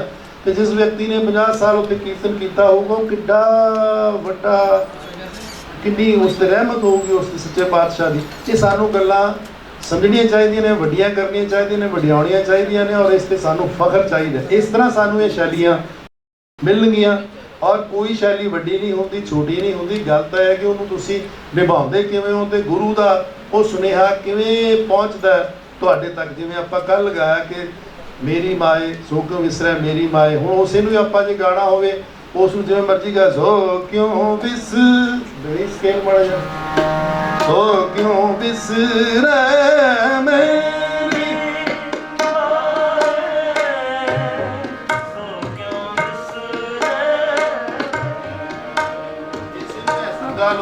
ਸੋ ਕਿਉਂ ਵਿਸਰੈ ਮੇਰੀ ਮਾਏ,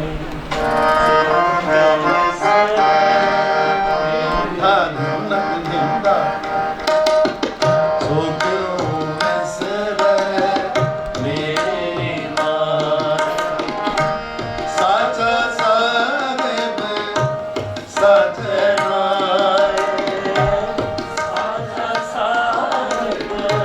ਸਜਣਾ ਮੇਰੀ ਮਾਏ, ਸੁਧਾ ਦਿਨਾ ਦਾ ਦਿਨ ਅਸੀਂ ਕੱਢਣ ਕਰੇ।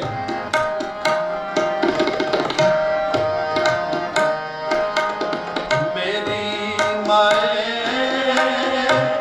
ਸੋ ਕਿਉਂ ਵਿਸਰੈ ਮੇਰੀ ਮਾਏ। ਮਦਰਸ ਡੇ ਤੇ ਗਾਇਆ ਹੋਵੇ, ਸਾਰੀਆਂ ਮਾਵਾਂ ਖੁਸ਼, ਭੈਣਾਂ ਖੁਸ਼।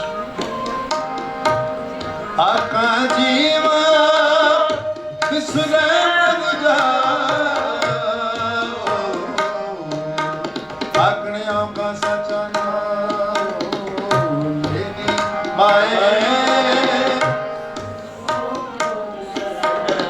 ਮੈਨੂੰ ਯਾਦ ਆ ਗਿਆ, ਉਪਰ ਆਏ ਸਾਹਿਬ ਦੀ ਬੜੀ ਤਾਰੀਫ ਕਰ ਰਹੇ ਸੀ ਪ੍ਰਿੰਸੀਪਲ ਸੂਬਾ ਸਿੰਘ ਜੀ।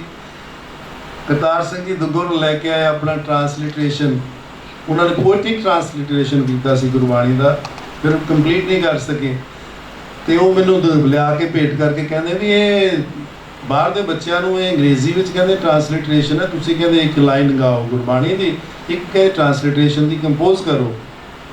ਤੇ ਉਹ ਮੈਂ ਵੀ ਉਦੋਂ ਅਫਸਰਾ ਯੂਨੀਵਰਸਿਟੀ ਪੜ੍ਹਾਉਣ ਜਾਣਾ ਸੀ ਸਾਬਰ ਸਾਹਿਬ, ਤੇ ਮੈਨੂੰ ਲੱਗਿਆ ਕਿ ਗੱਲ ਤਾਂ ਇਹ ਕੁਝ ਕਰ ਰਹੇ ਨੇ। ਮੇਰੇ ਪਿੱਛੇ ਵੀ ਬਹੁਤ ਬੰਦੇ ਪੈ ਗਏ ਕਿ ਵੀ ਇਹ ਹੁਣ ਅੰਗਰੇਜ਼ੀ ਵਿੱਚ ਗਾਣਗੇ ਤੇ ਕਿਸ ਤਰ੍ਹਾਂ ਦਾ ਇਹ ਗੱਲ ਹੋਊਗਾ, ਸ਼ਬਦ ਨੂੰ ਕਿਵੇਂ ਅੰਗਰੇਜ਼ੀ 'ਚ ਕੋਈ ਗਾ ਸਕਦਾ। ਉਹ ਕਹਿੰਦੇ ਜੀ ਟਰਾਂਸਲਿਟਰੇਸ਼ਨ ਨੂੰ ਜਦੋਂ ਤੁਸੀਂ ਗਾਓਗੇ ਤਾਂ ਬੱਚੇ ਜ਼ਿਆਦਾ ਕਨੈਕਟ ਹੋਣਗੇ। ਗੱਲ ਉਹਨਾਂ ਦੀ ਠੀਕ ਸੀ, ਵੱਡੀ ਗੱਲ ਸੀ।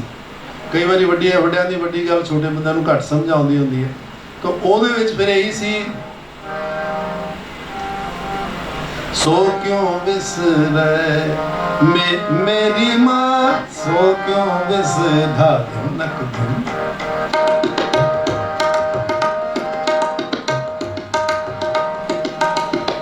ਸੋ ਕਿਉਂ ਵਿਸਰੈ। ਥੋੜੀ ਕੰਪੋਜੀਸ਼ਨ ਭੁੱਲ ਗਈ ਪਰ ਅੰਗਰੇਜ਼ੀ ਵਾਲੀ ਯਾਦ ਹੈ। How can I,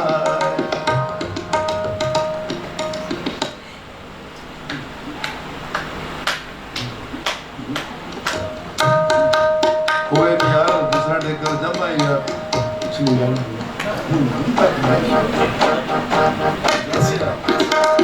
how can ਆਈ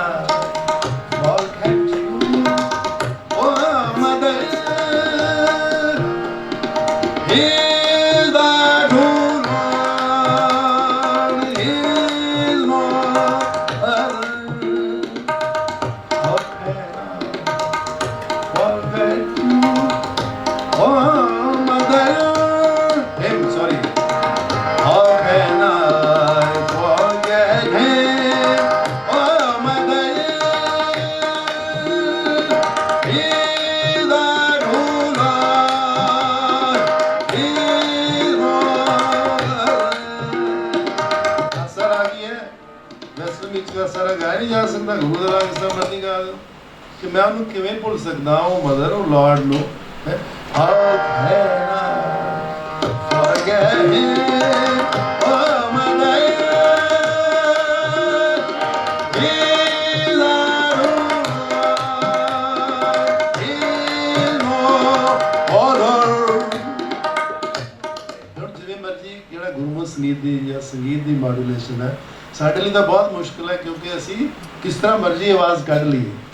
ਔਰ ਉਹਨਾਂ ਦੇ ਹਿਸਾਬ ਦੇ ਨਾਲ ਕਲਾਸੀਕਲ ਮਿਊਜ਼ਿਕ ਵੈਸਟਰਨ ਦੇ ਹਿਸਾਬ ਨਾਲ ਬੜੀ ਵੱਡੀ ਉਹਨਾਂ ਦੇ ਲਈ ਹੈ, ਜਿਵੇਂ ਮਰਜ਼ੀ ਗਾ ਲਓ ਇਸ ਨੂੰ। ਇਹ ਕਿੱਥੋਂ ਟ੍ਰੇਨਿੰਗ ਸਾਨੂੰ ਮਿਲੀ ਹੈ? ਗੁਰੂ ਦੇ ਸ਼ਬਦ ਤੋਂ। ਤੋ ਇਸ ਤਰ੍ਹਾਂ ਕੰਪੋਜੀਸ਼ਨ ਦੇ ਵਿੱਚ ਇਹ ਨਹੀਂ ਹੈ, ਗੱਲ ਤੇ ਹੈ ਕਿ ਤੁਸੀਂ ਬਾਬੇ ਨਾਨਕ ਨੂੰ ਧਿਆ ਕੇ ਕਿ ਬਾਬਾ ਨਾਨਕ ਜੀ ਜੇ ਕੌਡੇ ਰਾਖਸ਼ ਕੋਲ ਗਏ ਹੋਣਗੇ ਤਾਂ ਉਹਨਾਂ ਨੇ ਉਸ ਤਰ੍ਹਾਂ ਦੇ ਰਾਗ ਨਹੀਂ ਗਾਏ ਹੋਣੇ ਜਿਸ ਤਰ੍ਹਾਂ ਦੇ ਉਹਨਾਂ ਨੇ ਸੱਜਣ ਠੱਗ ਕੋਲ ਗਾਏ ਹੋਣੇ ਨੇ, ਉਸ ਤਸੀਰ ਨਾਲ ਨਹੀਂ ਗਾਏ ਹੋਣੇ। ਤੇ ਉਸ ਤਰ੍ਹਾਂ ਦੇ ਨਹੀਂ ਭਾਈ ਲਾਲੋ ਦੇ ਘਰ ਵਿੱਚ ਜਦੋਂ ਗਏ ਹੋਣਗੇ ਤਾਂ ਉਹਨਾਂ ਨੇ ਉਸ ਤਰ੍ਹਾਂ ਨਹੀਂ ਗਾਇਆ ਹੋਣਾ। ਤੇ ਜਦੋਂ ਫਿਰ ਉਹਨਾਂ ਨੇ ਆਪਣੀ ਮਾਂ ਨੂੰ ਤ੍ਰਿਪਤਾ ਨੂੰ ਕਿਹਾ ਹੋਣਾ ਕਿ ਸੋ ਕੇ ਵਿਸਰੇ ਮੇਰੀ ਮਾਂ, ਉਹ ਨਹੀਂ ਗਾਏ ਹੋਣੇ। ਤੇ ਜਦੋਂ ਉਹ ਗਏ ਹੋਣਗੇ ਉੱਥੇ ਮੱਕੇ ਮਦੀਨੇ ਦਿੱਤੀ ਬਾਗ ਨਵਾਜ਼ ਕਰ ਸੁਨ ਸਮਾਦ ਹੋਆ ਜਹਾਨਾਂ ਵਾਲੀ ਜਦੋਂ ਗੱਲ ਹੋਈ ਹੋਣੀ ਹੈ ਤੇ ਉਦੋਂ ਹੋਰ ਤਰ੍ਹਾਂ ਗਾਇਆ ਹੋਣਾ। ਇਹ ਥੋੜਾ ਹੋਣਾ ਕਿ ਵੀ ਹਰ ਤਰ੍ਹਾਂ ਜਾ ਕੇ, ਤੇ ਜੇ ਹਰ ਤਰ੍ਹਾਂ ਜਾ ਕੇ ਗੁਰੂ ਨਾਨਕ ਅਲੱਗ-ਅਲੱਗ ਗਾਉਂਦਾ ਪਿਆ ਤੇ ਸਾਡੀਆਂ ਕੰਪੋਜੀਸ਼ਨਸ ਵੀ ਸਾਡੀ ਸੰਗਤ ਨੂੰ ਵੇਖ ਕੇ, ਸਾਡੇ ਇਲਾਕੇ ਨੂੰ ਵੇਖ ਕੇ, ਸਾਡੇ ਸੱਭਿਆਚਾਰ ਨੂੰ ਵੇਖ ਕੇ, ਸਾਡੇ ਅਗਲੀ ਆਡੀਅנס ਨੂੰ ਵੇਖ ਕੇ, ਮੌਕੇ ਨੂੰ ਵੇਖ ਕੇ, ਫਿਰ ਉਧਰ ਮਰਦਾਨੇ ਨੂੰ ਜੀ ਫੜਿਆ ਹੋਵੇ ਤੇ ਉਹਦੇ ਬਾਬਾ ਜੀ ਕੀਰਤਨ ਹੋਰ ਤਾਂ ਨਹੀਂ ਕਰਨਗੇ ਨਾ। ਫਿਰ ਇੱਦਾਂ ਨਹੀਂ ਹੋਏਗਾ ਕਿ ਵੀ ਉਸ ਤਰ੍ਹਾਂ ਹੋਏਗਾ। ਤੇ ਰਾਤ ਕੀ ਹੋਵੇ ਤੇ ਸੱਜਣ ਠੱਗ ਨੂੰ ਕਹਿੰਦੇ ਹੋਣਗੇ ਕਿ ਸੱਜਣ ਕਿਹਾ ਕੀ ਹੈ ਜੀ ਘੋਟਮ ਕਾਲੜੀ ਮਸ ਹੈ। ਤਾਂ ਉਹ ਜਦੋਂ ਗਾਣ ਟਿੱਕੀ ਰਾਤ ਵਿੱਚ ਬਾਬਾ ਜੀ ਗਾਣਗੇ ਤੇ ਉਹਦਾ ਮਨ ਪਰਿਵਰਤਿਤ ਹੋਏਗਾ ਤੇ ਫਿਰ ਉਸ ਵੇਲੇ ਉਹਨਾਂ ਦਾ ਹੋਰ ਨਜ਼ਾਰਾ ਹੋਏਗਾ। ਸੋ ਹਰ ਮੌਕੇ ਦੇ ਲਈ ਇਹ ਕੰਪੋਜੀਸ਼ਨ ਸਾਨੂੰ ਅਲੱਗ ਕਰਨੀਆਂ ਪੈਣਗੀਆਂ ਔਰ ਉਹਨਾਂ ਦੀ ਜਿਹੜੀ ਬੈਕਗਰਾਉਂਡ ਹੈ, ਬਿਟ ਭੂਮੀ ਹੈ, ਸਾਨੂੰ ਸਮਝਣੀ ਹੋਏਗੀ ਕਿ ਕਿਸ ਤਰ੍ਹਾਂ ਉਹ ਕੰਪੋਜੀਸ਼ਨ। ਹੁਣ ਅਜੇ ਤੱਕ ਗੁਰਬਾਣੀ ਦਾ ਅਸੀਂ ਇਸ ਤਰ੍ਹਾਂ ਐਨਾਲਿਸਿਸ ਨਹੀਂ ਕਰ ਸਕੇ ਕਿ ਕਿਸ ਵੇਲੇ ਉਹਨਾਂ ਨੇ ਉਸ ਬਾਣੀ ਨੂੰ ਉਚਾਰਿਆ। ਇੱਕ ਟ੍ਰੈਡੀਸ਼ਨ ਹੈ ਰਿਲੀਜਨ ਦੇ ਵਿੱਚ, ਹਰਮਨਿਓਟਿਕਸ ਵੈਸਾ ਨੂੰ ਪਤਾ ਹੋਏਗਾ, ਉਹਦੇ ਵਿੱਚ ਉਹ ਲੱਭ ਰਹੇ ਨੇ ਕਿ ਜਦੋਂ ਇਲਹਾਮ ਹੋਇਆ ਬਾਣੀ ਦਾ ਪ੍ਰੋਫੈਸਰ ਹਰੀ ਸਿੰਘ ਜੀ ਤਾਂ ਉਸ ਵੇਲੇ ਕੀ ਵਾਤਾਵਰਣ ਸੀ।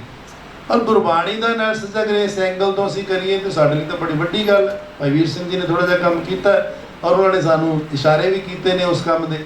ਪਰ ਕੰਪੋਜੀਸ਼ਨ ਨੂੰ ਬਣਾਉਣ ਦੇ ਲਈ ਇਹ ਸਾਰੀ ਵਿੱਦਿਆ, ਇਹ ਸਾਰੀ ਜਾਣਕਾਰੀ ਬਹੁਤ ਜ਼ਰੂਰੀ ਹੈ ਕਿ ਕਿਹੜਾ ਸ਼ਬਦ ਕਿਸ ਵੇਲੇ ਉਚਾਰਿਆ ਗਿਆ, ਕਿਉਂ ਉਚਾਰਿਆ ਗਿਆ, ਉਹ ਕਿਸ ਪ੍ਰਥਾਏ ਉਚਾਰਿਆ ਗਿਆ।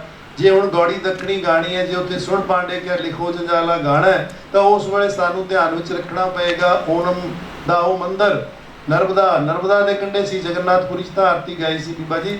ਤਾਂ ਉੱਥੇ ਜਿਹੜਾ ਮੰਦਰ ਹੈ ਉੱਥੇ ਜਾ ਕੇ ਜੇ ਪਾਂਡੇ ਨੂੰ ਉਹ ਕਹਿ ਰਹੇ ਨੇ, ਉਹਨੂੰ ਸੰਬੋਧਨ ਕਰਕੇ ਕਹਿ ਰਹੇ ਨੇ ਤੇ ਮਾਈਂਡ ਵਿੱਚ ਇਹੀ ਰੱਖਣਾ ਨਾ ਅਸੀਂ, ਤਾਂ ਅਸੀਂ ਰਾਮਕਲੀ ਦੱਖਣੀ ਰਾਗ ਨੂੰ ਪਰਫਾਰਮ ਕਰ ਸਕਾਂਗੇ। ਮੈਂ ਅਗਲੇ ਸਵਾਲ ਵੱਲ ਆਉਂਦਾ। ਰਜਨੀ ਜੀ ਤੋਂ ਬਾਅਦ ਜਗਦੀਪ ਸਿੰਘ ਜੀ ਤਰਨਤਾਰਨ, ਚੌਕੀ ਸ਼ਾਨ ਰੀਤ ਕਹਿੰਦੇ 5 ਕਾਊਂਟ ਕਰ ਲਓ। ਮੇਰੇ ਵੱਲੋਂ ਤਾਂ ਭਾਵੇਂ 7 ਬਣਾ ਲਓ, ਮੈਨੂੰ ਕੋਈ ਫਰਕ ਨਹੀਂ ਪੈਂਦਾ, ਸੁਣਨ ਵਾਲਾ ਚਾਹੀਦਾ। ਠੀਕ ਹੈ ਜੀ।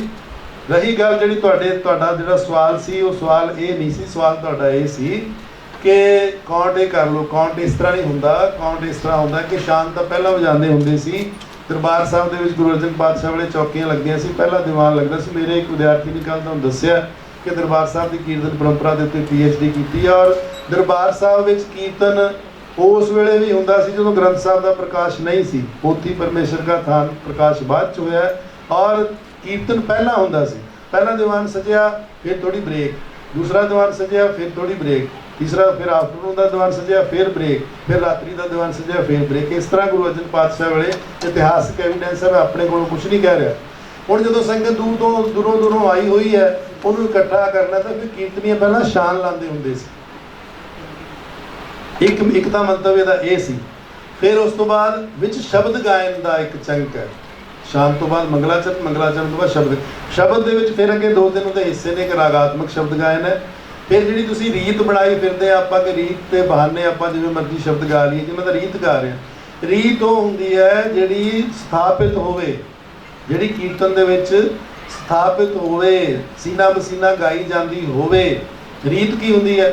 ਇਹ ਸਾਡੀ ਤਾਂ ਰੀਤ ਹੈ ਜੀ, ਮੇਰਾ ਬਾਪੂ ਵੀ ਕਰਦਾ ਸੀ, ਮੈਂ ਵੀ ਕਰਨੀ ਹੈ, ਇਹੀ ਰੀਤ ਹੁੰਦੀ ਹੈ ਨਾ। ਇਹ ਤੋਂ ਸਿੰਪਲ ਕੀ ਹੋਊਗੀ ਗੱਲ ਜੀ, ਰੀਤੀ ਰਿਵਾਜ। ਤਾਂ ਅਗਰ ਉਹ ਬਾਪੂ ਜੋ ਕਰਦਾ ਸੀ ਕਹਿੰਦਾ ਜੀ ਨਾ ਜੀ ਤੁਹਾਡੀਆਂ ਜੋ ਮਰਜ਼ੀ ਰਸਮਾਂ ਹੋਣ, ਫਿਰ ਰਿਸ਼ਤੇ ਟੁੱਟ ਜਾਂਦੇ ਨੇ, ਅਸੀਂ ਤਾਂ ਜੀ ਇਹੀ ਸ਼ਗਨ ਕਰਾਂਗੇ ਜੀ, ਸਾਡੇ ਤਾਂ ਆਹੀ ਚੱਲਦਾ ਜੀ, ਸਾਡੇ ਦਾ ਆਹੀ ਚੱਲਦਾ। ਜਿਹੜਾ ਆਹੀ ਚੱਲਦਾ ਹੈ ਨਾ, ਉਹੀ ਸਾਡੇ ਕੰਪੋਜੀਸ਼ਨ ਉਹੀ ਹੁੰਦੀ ਹੈ ਜਿਹੜੀ ਸਾਡੇ ਹੀ ਚੱਲਦੀ ਹੈ। ਉਹ ਸਾਡੇ ਹੀ ਕੰਪੋਜੀਸ਼ਨ ਚੱਲਦੀ ਹੈ। ਜਿਵੇਂ ਮੈਂ ਤੁਹਾਨੂੰ ਸੁਣਾਈ ਹੈ ਸੋ ਕੋ ਵਿਸਰੇ ਮੇਰੀ ਮਾਂ, ਜਿਹੜੀ ਕੰਪੋਜੀਸ਼ਨ ਹੈ ਦੀਪ ਚੰਦੀ ਵਾਲੀ, ਇਹ ਭਾਈ ਸਮੁੰਦ ਸਿੰਘ ਜੀ ਨੇ ਵੀ ਗਾਈ ਹੈ, ਹੋਰ ਰਾਗੀਆਂ ਨੇ ਵੀ ਗਾਈ ਹੈ, ਤੂੰ ਮੇਰਾ ਪਿਤਾ, ਹੋਰ ਰਾਗੀਆਂ ਨੇ। ਇਹ ਸਥਾਪਿਤ ਕੰਪੋਜੀਸ਼ਨਾਂ ਨੇ। ਫਿਰ ਇਹ ਹੈ ਕਿ ਅਸੀਂ ਲੋਕ ਅੰਗ ਤੋਂ ਵੀ ਗਾਣਾ, ਹਰ ਪੱਧਰ ਦਾ ਸਰੋਤਾ ਬੈਠਾ ਹੈ। ਕੋਈ ਰਾਗ ਨੂੰ ਸਮਝਦਾ ਹੈ, ਕੋਈ ਇਕੱਲਾ ਬਾਣੀ ਨੂੰ ਸਮਝਦਾ ਹੈ, ਕੋਈ ਸ਼ਾਸਤਰੀ ਸੰਗੀਤ ਨੂੰ ਸਮਝਦਾ ਹੈ, ਕੋਈ ਜਿਹੜਾ ਹੈ ਉਹ ਲੋਕ ਅੰਗ ਨੂੰ ਸਮਝਦਾ। ਅਸੀਂ ਫਿਰ ਹਰ ਪੱਧਰ ਦੇ ਉੱਤੇ ਆ ਕੇ ਆਪਣਾ ਤਨ ਤੇ ਤਾਣ ਲਾ ਦਿੰਦੇ ਹਾਂ ਕਿ ਅਸੀਂ ਕਿਸ ਤਰ੍ਹਾਂ ਸ਼ਬਦ ਦਾ ਸੰਚਾਰ ਕਰ ਦਈਏ। ਜਿਹੜਾ ਵੀ ਕੀਰਤਨੀ ਹੈ, ਵੱਡਾ ਛੋਟਾ ਕੋਈ ਵੀ ਹੈ, ਘੱਟ ਸਿੱਖਿਆ ਵੱਧ ਸਿੱਖਿਆ, ਉਹਦਾ ਇਹੀ ਜ਼ੋਰ ਹੁੰਦਾ ਹੈ, ਇਹੀ ਉਹਦਾ ਹੁੰਦਾ ਕਿ ਅੱਜ ਦੀ ਜਿਹੜੀ ਕੀਰਤਨ ਚੌਕੀ ਹੈ ਮੇਰੇ ਜੀਵਨ ਦੀ ਅੰਤਿਮ ਕੀਰਤਨ ਚੌਕੀ ਹੈ ਔਰ ਮੈਂ ਆਪਣਾ ਬੈਸਟ ਦੇ ਕੇ ਜਾਵਾਂ। ਕੀਰਤਨੀਆਂ ਦੀ ਇਹ ਸਿਫਤ ਹੈ। ਤਾਂ ਉਸ ਵੇਲੇ ਉਹ ਫਿਰ ਉਹਦਾ ਕੋਸ਼ਿਸ਼ ਇਹ ਹੁੰਦੀ ਹੈ ਕਿ ਮੈਂ ਜਿੰਨਾ ਵੀ ਮੇਰੇ ਕੋਲ ਹੈ ਮੈਂ ਸਾਰਾ ਕੁਝ ਸੁਣਾ ਦਿਆਂ, ਗਾ ਦਿਆਂ, ਜਿੰਨਾ ਕੁ ਟੈਲੈਂਟ ਹੈ। ਉਹ ਬਾਕੀ ਸਮੇਟਦਾ ਕਿਵੇਂ ਹੈ, ਸ਼ੁਰੂ ਕਿਵੇਂ ਕਰਦਾ, ਇਹ ਗੱਲਾਂ ਬਾਅਦ ਦੀਆਂ ਨੇ। ਵਿਚਲਾ ਸ਼ਬਦ ਕੀਰਤਨ ਚੌਕੀ ਹੋ ਗਿਆ। ਫਿਰ ਲੋਕ ਅੰਗ ਤੋਂ ਵੀ ਗਾਉਂਦੇ ਹਾਂ ਅਸੀਂ ਕਿਤੇ ਪਿੰਡ ਵਿੱਚ ਚਲੇ ਜਾਂਦੇ ਹਾਂ। ਹੁਣ ਇਹਨਾਂ ਨੂੰ ਯਾਦ ਨਹੀਂ ਹੋਣਾ, ਅਸੀਂ ਇੱਕ ਪਿੰਡ ਚਲੇ ਗਏ, ਉੱਥੇ ਪਿੰਡ ਵਿੱਚ ਤਾਂ ਜੀ ਬੰਦੇ ਨੇ, ਬਾਹਰ ਦਾ ਬੰਦਾ ਸੀ, ਅਸੀਂ ਬੁਲਾਏ ਸੀਗੇ ਉੱਥੋਂ। ਉਹਨੇ ਕੀਰਤਨ ਦਰਬਾਰ ਕੀਤਾ। ਉਹਨੇ ਪਹਿਲਾਂ ਤਾਂ ਇੱਕ ਛੋਟੀ ਜਿਹੀ ਕਨਾਤ ਲਾਈ, ਰਾਤ ਨੂੰ ਸਰਦੀ ਦੇ ਵਿੱਚ ਮੀਂਹ ਪਵੇ, ਉਹਨੇ ਸਾਨੂੰ ਠੰਡੀ ਜੀ ਪਿੱਛੇ ਜਾ ਕੇ ਲੰਗਰ ਤੋਂ ਫਿਰ ਰੋਟੀ ਲਿਆ ਹੋਣਾ ਜੀ ਲੰਗਰ ਤੋਂ, ਉਹ ਸਾਨੂੰ ਖਵਾਈ ਜੀ। ਉਹ ਕਹਿੰਦਾ ਗਾਓ, ਕਹਿੰਦਾ ਰਾਗ ਮਤਲਬ ਬਹੁਤ ਵਧੀਆ ਗਾਣਾ, ਕਹਿੰਦਾ ਤੁਸੀਂ। ਉਹਦੀ ਸਾਨੂੰ ਪੰਗਤ 'ਚ ਬਿਠਾ ਕੇ ਇਹਨਾਂ ਨੂੰ ਵੀ ਬਿਠਾਇਆ, ਸ਼ਾਂਤ ਸਾਹਿਬ ਵੀ, ਮੈਂ ਵੀ ਸੀ। ਅਸੀਂ ਤਿੰਨੇ ਚਾਰੇ ਜਿਹੜੇ ਰਾਗਾਂ 'ਚ ਗਾਉਣ ਵਾਲੇ ਉੱਤੇ ਫਸ ਗਏ ਜੀ। ਫਿਰ ਅਸੀਂ ਗਾਇਆ ਜੀ। ਅਸੀਂ ਥੋੜ੍ਹਾ ਗੁੱਸਾ ਕਰ ਸਕਦੇ ਸੀ, ਇਸ ਤਰ੍ਹਾਂ ਗੁਰੂ ਕੇ ਕੀਰਤਨੀ ਆ। ਸਾਡੇ ਲਈ ਅਸੀਂ ਬਹੁਤ ਆਨੰਦ ਆਇਆ। ਟਿੱਕੀ ਰਾਤ ਦੇ ਵਿੱਚ ਅੱਗੇ 10-15-20 ਬੰਦੇ ਬੈਠੇ ਸੀ, ਅਸੀਂ ਗਾ ਕੇ ਆ ਗਏ। ਸਾਨੂੰ ਅਸੀਂ ਕਿਹਦੇ ਲਈ ਗਾਇਆ? ਆਪਣੇ ਗੁਰੂ ਗ੍ਰੰਥ ਲਈ ਗਾਇਆ। ਠੀਕ ਹੈ। ਉਹ ਕੀ ਹੈ ਇਹਦੇ 'ਚ ਕੀ ਕਿ ਜਿੱਥੇ ਦੇਖੋ ਕੀਰਤਨ ਅਸੀਂ ਨਹੀਂ ਕਰਦੇ। ਕੀਰਤਨ ਕੋਈ ਇਹ ਨਹੀਂ ਕਿ ਕੋਈ ਆਰਗੇਨਾਈਜ਼ਰ ਕਰਦਾ ਜਾਂ ਕੋਈ ਆਪਣੇ ਘਰ ਕੀਰਤਨ ਕਰਵਾਉਂਦਾ। ਦੁਨੀਆ ਦੇ ਵਿੱਚ ਜਿੱਥੇ ਉਸ ਧੁਰ ਕੀ ਬਾਣੀ ਦਾ ਜਿਸ ਰਸਨਾ ਤੋਂ ਜਿਸ ਸਮੇਂ ਕੀਰਤਨ ਹੋਣਾ ਹੈ ਉਹ ਬਾਬੇ ਨੇ ਕਰਵਾ ਹੀ ਲੈਣਾ। ਇਹ ਗੱਲ ਸਮਝੋ। ਤੁਰਕੀ ਬਾਣੀ ਦਾ ਸੰਚਾਰ ਹਰ ਸਮੇਂ ਸਾਰੀ ਦੁਨੀਆ ਦੇ ਵਿੱਚੋਂ ਟਰਾਂਸਮਿਸ਼ਨ ਹੋ ਰਹੀ ਹੈ। ਬਾਬੇ ਦਾ ਆਪਣਾ ਟਰਾਂਸਮਿਸ਼ਨ ਹੈ। ਉਹ ਏ ਤੋਂ ਨਹੀਂ ਕਰਵਾਊਗਾ, ਬੀ ਤੋਂ ਕਰਵਾ ਲੂ, ਬੀ ਤੋਂ ਨਹੀਂ ਸੀ ਤੋਂ ਕਰਵਾ ਲੂਗਾ, ਚੰਗੇ ਤੋਂ ਕਰਵਾ ਲੂ, ਮਾੜੀ ਤੇ ਕਰਵਾ ਲੂ, ਬੱਚੇ ਤੋਂ ਕਰਵਾ ਲੂਗਾ, ਵੱਡੇ ਕੀਰਤਨੇ ਤੋਂ ਕਰਵਾ ਲੂ, ਛੋਟੇ ਤੇ ਕਰਵਾ ਲੂ। ਉਹ ਤਾਂ ਹੈਪਨ ਹੋਣਾ ਹੀ ਹੈ। ਕੀਰਤਨ ਦਾ ਪ੍ਰੋਸੈਸ ਇੱਕ ਐਸਾ ਹੈ। ਉਹ ਇਸ ਕਰਕੇ ਇਹ ਨਾ ਮਨ ਵਿੱਚ ਲਿਆਓ ਕਿ ਕਦੋਂ ਕਿੱਥੇ ਕੀ ਹੋਇਆ। ਬਾਣੀ ਦਾ ਗਾਇਨ ਜਦੋਂ ਗੁਰੂ ਪਾਤਸ਼ਾਹ ਨੇ ਕਰਵਾਉਣਾ ਹੈ, ਹਰ ਜਸ ਕਰਵਾਉਣਾ ਹੈ, ਕੁਝ ਜੀਵ ਆਤਮਾਵਾਂ ਨੂੰ ਉਹਨਾਂ ਤੱਕ ਪਹੁੰਚਾਉਣਾ ਹੈ, ਉਹਨਾਂ ਨੇ ਆਪਣੇ ਸਿਸਟਮ ਦੇ ਵਿੱਚ ਉਹ ਸਿਸਟਮ ਸਾਰਾ ਬਣਾ ਲੈਣਾ। ਬਾਕੀ ਤਾਂ ਸਾਰੇ ਆਪਾਂ ਪਾਤਰ ਆ ਉਸ ਦੇ।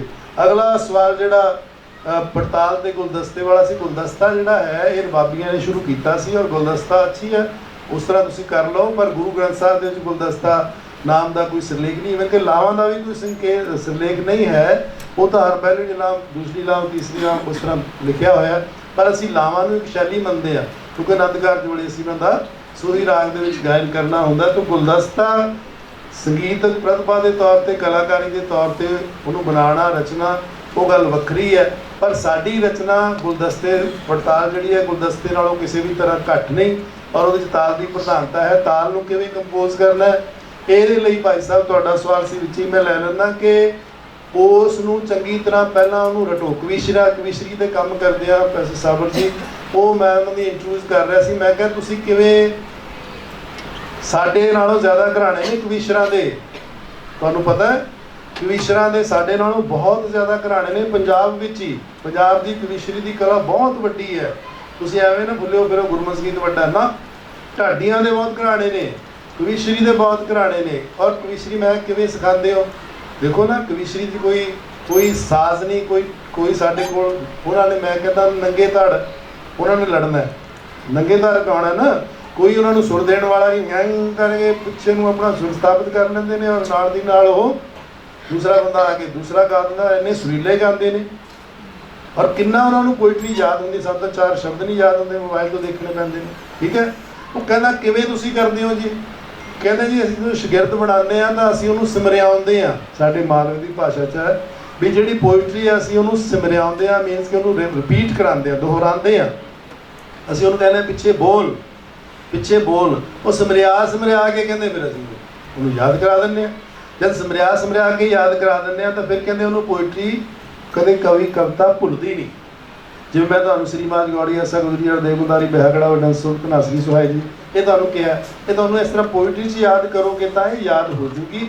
ਜੇ ਵੈਸੇ ਕਰੋਗੇ ਤਾਂ ਤੁਹਾਨੂੰ ਯਾਦ ਨਹੀਂ ਹੋਣੀ। ਤਾਂ ਪੜਤਾਲ ਦੇ ਵਿੱਚ ਵੀ ਇਹ ਹੈ ਕਿ ਜਦੋਂ ਤੁਸੀਂ ਪੜਤਾਲ ਰਚਨਾ ਨੂੰ ਜਿੱਦਾਂ ਤੁਸੀਂ ਪਹਿਲੇ ਕਿਸੇ ਦੀ ਬਣਾਈ ਗਾ ਰਹੇ ਹੋ ਉਹਨੂੰ ਗਾਓ, ਅਗਰ ਨਹੀਂ ਗਾ ਰਹੇ ਤਾਂ ਉਸ ਦਾ ਪਾਠ ਕਰੋ, ਬਾਰ-ਬਾਰ ਪਾਠ ਕਰੋ, ਸਿਮਰਿਆਓ ਉਸ ਨੂੰ।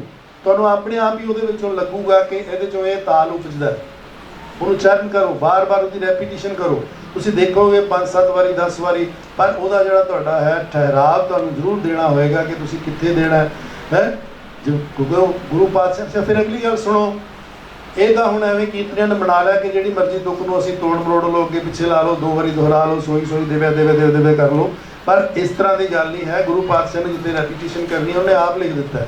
ਉਹਨੇ ਲਿਖਦਾ ਹਰ ਹੋ ਲਿਖਤਾ, ਨਿਹਾਲ ਨਿਹਾਲ ਲਿਖ ਦਿੱਤਾ, ਲਾਲ ਲਾਲ ਲਿਖ ਦਿੱਤਾ, ਜਿੱਥੇ ਉਹਨਾਂ ਨੇ ਰੈਪੀਟੀਸ਼ਨ ਕਰਨੀ ਹੈ। ਇੱਕ ਪਾਸੇ ਦਾ ਅਸੀਂ ਕਹਿੰਦੇ ਗੁਰੂ ਗ੍ਰੰਥ ਸਾਹਿਬ ਦੀ ਬਾਣੀ ਵਿੱਚ ਅਸੀਂ ਲਗ ਮਾਤਰ ਕਰਨਾ, ਆਗਿਆ ਭੁੱਲਾਂ ਚੁੱਕਾਂ ਦੀ ਖਿਮਾ ਮੰਗੀ ਜਾਂਦੇ ਹਾਂ, ਦੂਸਰੇ ਪਾਸੇ ਆਪ ਹੀ ਅਸੀਂ ਲਾਈ ਜਾਂਦੇ ਹਾਂ। ਬਾਣੀ ਦੇ ਲਿਹਾਜ਼ ਦੇ ਨਾਲ ਐਸਾ ਨਹੀਂ ਹੋਣਾ ਚਾਹੀਦਾ। ਸਾਨੂੰ ਉਸ ਨੂੰ ਐਗਜ਼ੈਕਟ ਉਸ ਤਰ੍ਹਾਂ ਹੀ ਪੜ੍ਹਨਾ ਚਾਹੀਦਾ, ਬਿਲਕੁਲ ਡਿਟੋ। ਔਰ ਫਿਰ ਉਹਨੂੰ ਸਮਰਿਆ ਕੇ ਉਸ ਨੂੰ ਵਾਰ-ਵਾਰ ਗਾ ਕੇ ਉਹਦੇ 'ਚੋਂ ਤਾਲ ਲੱਭਣਾ ਚਾਹੀਦਾ। ਫਿਰ ਮੂਲ ਤਾਲ ਦੀ ਸਥਾਪਤੀ ਕਰਕੇ ਉਸ ਦੇ ਨਾਲ ਦੂਸਰੇ ਤਾਲਾਂ ਦੀ ਮੈਚਿੰਗ ਕਰਕੇ, ਇਹੀ ਪੜਤਾਲ ਹੈ, ਇਹੀ ਪਿੱਛੋਂ ਚੱਲਿਆ ਆਉਂਦਾ ਹੈ। ਇਹਦੇ ਬਾਰੇ ਕੋਈ ਸੈੱਟ ਰੂਲ ਕਿਸੇ ਰਾਗੀ ਨੇ ਦੱਸੇ ਨੇ, ਪਰ ਅਸੀਂ ਪੜ੍ਹਾਏ ਨੇ, ਅਸੀਂ ਸਾਡੇ ਪੇਪਰ ਦਾ ਹਿੱਸਾ ਨੇ। ਪੰਜਾਬ ਯੂਨੀਵਰਸਿਟੀ ਦੇ ਪੋਸਟ ਗ੍ਰੈਜੂਏਟ ਡਿਪਾਰਟਮੈਂਟ ਹੈ ਸਾਡਾ, MA ਅਸੀਂ ਕਰਾਉਂਦੇ ਹਾਂ। ਤੁਸੀਂ ਤਾਂ ਇੱਕ ਵਰਕਸ਼ਾਪ ਕਰਕੇ ਖੁਸ਼ ਹੋ। ਅਸੀਂ 8 ਪੇਪਰ ਪੜ੍ਹਾਉਂਦੇ ਹਾਂ ਗੁਰਮਤਿ ਸੰਗੀਤ ਦੇ। ਇੱਕ ਪੇਪਰ 'ਚ ਹਿਸਟਰੀ ਹੈ, ਇੱਕ ਪੇਪਰ 'ਚ ਐਸਥੈਟਿਕਸ ਹੈ, ਇੱਕ ਪੇਪਰ 'ਚ ਕੀਰਤਨ ਚੌਕੀਆਂ ਨੇ ਸਾਰੀਆਂ ਦਰਬਾਰ ਸਾਹਿਬ ਦੀਆਂ। ਇੱਕ ਪੇਪਰ ਦੇ ਵਿੱਚ 31 ਰਾਗ ਨੇ, ਇੱਕ ਪੇਪਰ ਵਿੱਚ ਰਾਗ ਪ੍ਰਕਾਰ ਨੇ, ਠੀਕ ਹੈ। ਇੱਕ ਪੇਪਰ ਵਿੱਚ ਗੱਲਾਂ ਮਿਊਜ਼ਿਕਾਲੋਜੀ ਹੈ, ਇੱਕ ਪੇਪਰ 'ਚ ਕੰਪੈਰੇਟਿਵ ਸਟੱਡੀ ਹੈ, ਇੱਕ ਪੇਪਰ ਹੋਰ ਹੈ, ਮੈਨੂੰ ਭੁੱਲ ਗਿਆ। ਉਹ 7 ਪੇਪਰ ਮੈਂ ਤੁਹਾਨੂੰ ਗਿਣਾ ਦਿੱਤੇ ਨੇ। 8 ਪੇਪਰ ਅਸੀਂ ਪੜ੍ਹਾਉਂਦੇ ਹਾਂ। ਹੁਣ ਜਿਹੜੇ ਬੰਦੇ ਨੇ 8 ਪੇਪਰ ਪੜ੍ਹੇ ਹੋਣਗੇ, 8 ਕੋਰਸ, ਉਹਦਾ ਗਿਆਨ ਕਿੱਥੇ ਹੋਏਗਾ? ਤੇ ਜਿਹੜੇ ਬੰਦੇ ਨੇ ਇੱਕ ਅੱਧਾ ਆਰਟੀਕਲ ਪੜ੍ਹਿਆ, ਉਹ 2-4 ਰਾਗ ਸਿੱਖੇ ਹੋਣਗੇ, ਉਹ ਨੈਚੁਰਲੀ ਪਿੱਛੇ ਰਹਿ ਜਾਏਗਾ। ਇਸ ਕਰਕੇ ਭਾਈ ਇਹ ਸਾਰਾ ਜਿਨ੍ਹਾਂ ਨੇ PhD ਵੀ ਕਰ ਲਿਆ ਉਹਨਾਂ ਨੂੰ 8 ਪੇਪਰ ਪੜ੍ਹਨੇ ਬੜੇ ਜ਼ਰੂਰੀ ਨੇ, ਨਹੀਂ ਤਾਂ ਕੱਖ ਨਹੀਂ ਪੱਲੇ ਪੈਣਾ ਔਰ ਉਗੜ ਦੁਗੜਾ ਰਸਤਾ ਹੁੰਦਾ ਹੈ। ਕਿਸੇ ਵੀ ਪੋਸਟ ਗ੍ਰੈਜੂਏਸ਼ਨ ਨਹੀਂ ਹੋਵੇਗੀ ਤਾਂ ਬੰਦਾ PhD ਜਾਂ MPhil ਕਿਵੇਂ ਕਰੇਗਾ? ਇਹ ਅਸੀਂ ਤਾਂ ਬਣਾਏ ਸੀ ਕਿ ਕੋਈ ਭਾਰਤੀ ਸੰਗੀਤ ਵਿੱਚ ਅਗਰ 8 ਪੇਪਰ ਨੇ ਭਾਰਤੀ ਸੰਗੀਤ ਪੜ੍ਹਾਏ ਜਾ ਰਹੇ ਨੇ ਤਾਂ ਅਸੀਂ ਵੀ ਪੜ੍ਹਾਈਏ।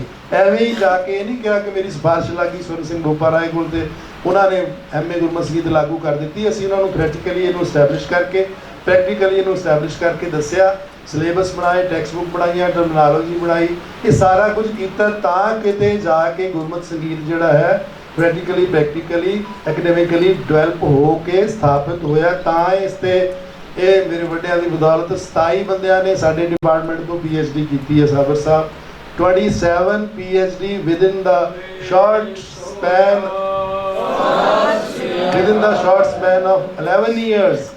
ਇਹ ਆਪਣੇ ਆਪ ਕਿਸੇ ਡਿਪਾਰਟਮੈਂਟ ਦਾ ਰਿਕਾਰਡ ਵੀ ਹੈ ਕਿ ਕਿਸੇ ਐਸੇ ਵਿਸ਼ੇ ਤੇ ਸਿਰਫ ਇੱਕੋ ਮਨ 'ਚ ਲਲਕ ਸੀ ਕਿ ਮੇਰੇ ਪਿਤਾ ਜੀ ਕੀਰਤਨ ਕਰਦੇ ਨੇ ਤੇ ਮੇਰੇ ਪਿਤਾ ਜੀ ਦਾ ਕੀਰਤਨ ਜਿਹੜਾ ਹੈ ਉਹ ਵੱਡਾ ਆਰਟ ਹੈ ਤੇ ਅਸੀਂ ਉਸ ਨੂੰ ਐਕੈਡੈਮਿਕਲੀ ਇੰਟਰੋਡਿਊਸ ਕਰਨ ਦੇ ਲਈ ਆਪਣਾ ਸਾਰਾ ਕੁਝ ਲਗਾ ਦੇਣਾ ਹੈ। ਉਸੇ ਭਾਵਨਾ ਨਾਲ ਗੁਰੂ ਆਪਣੇ ਆਪ ਹੀ ਰਸਤੇ ਅੱਗੇ ਦੇ ਹੀ ਗਿਆ।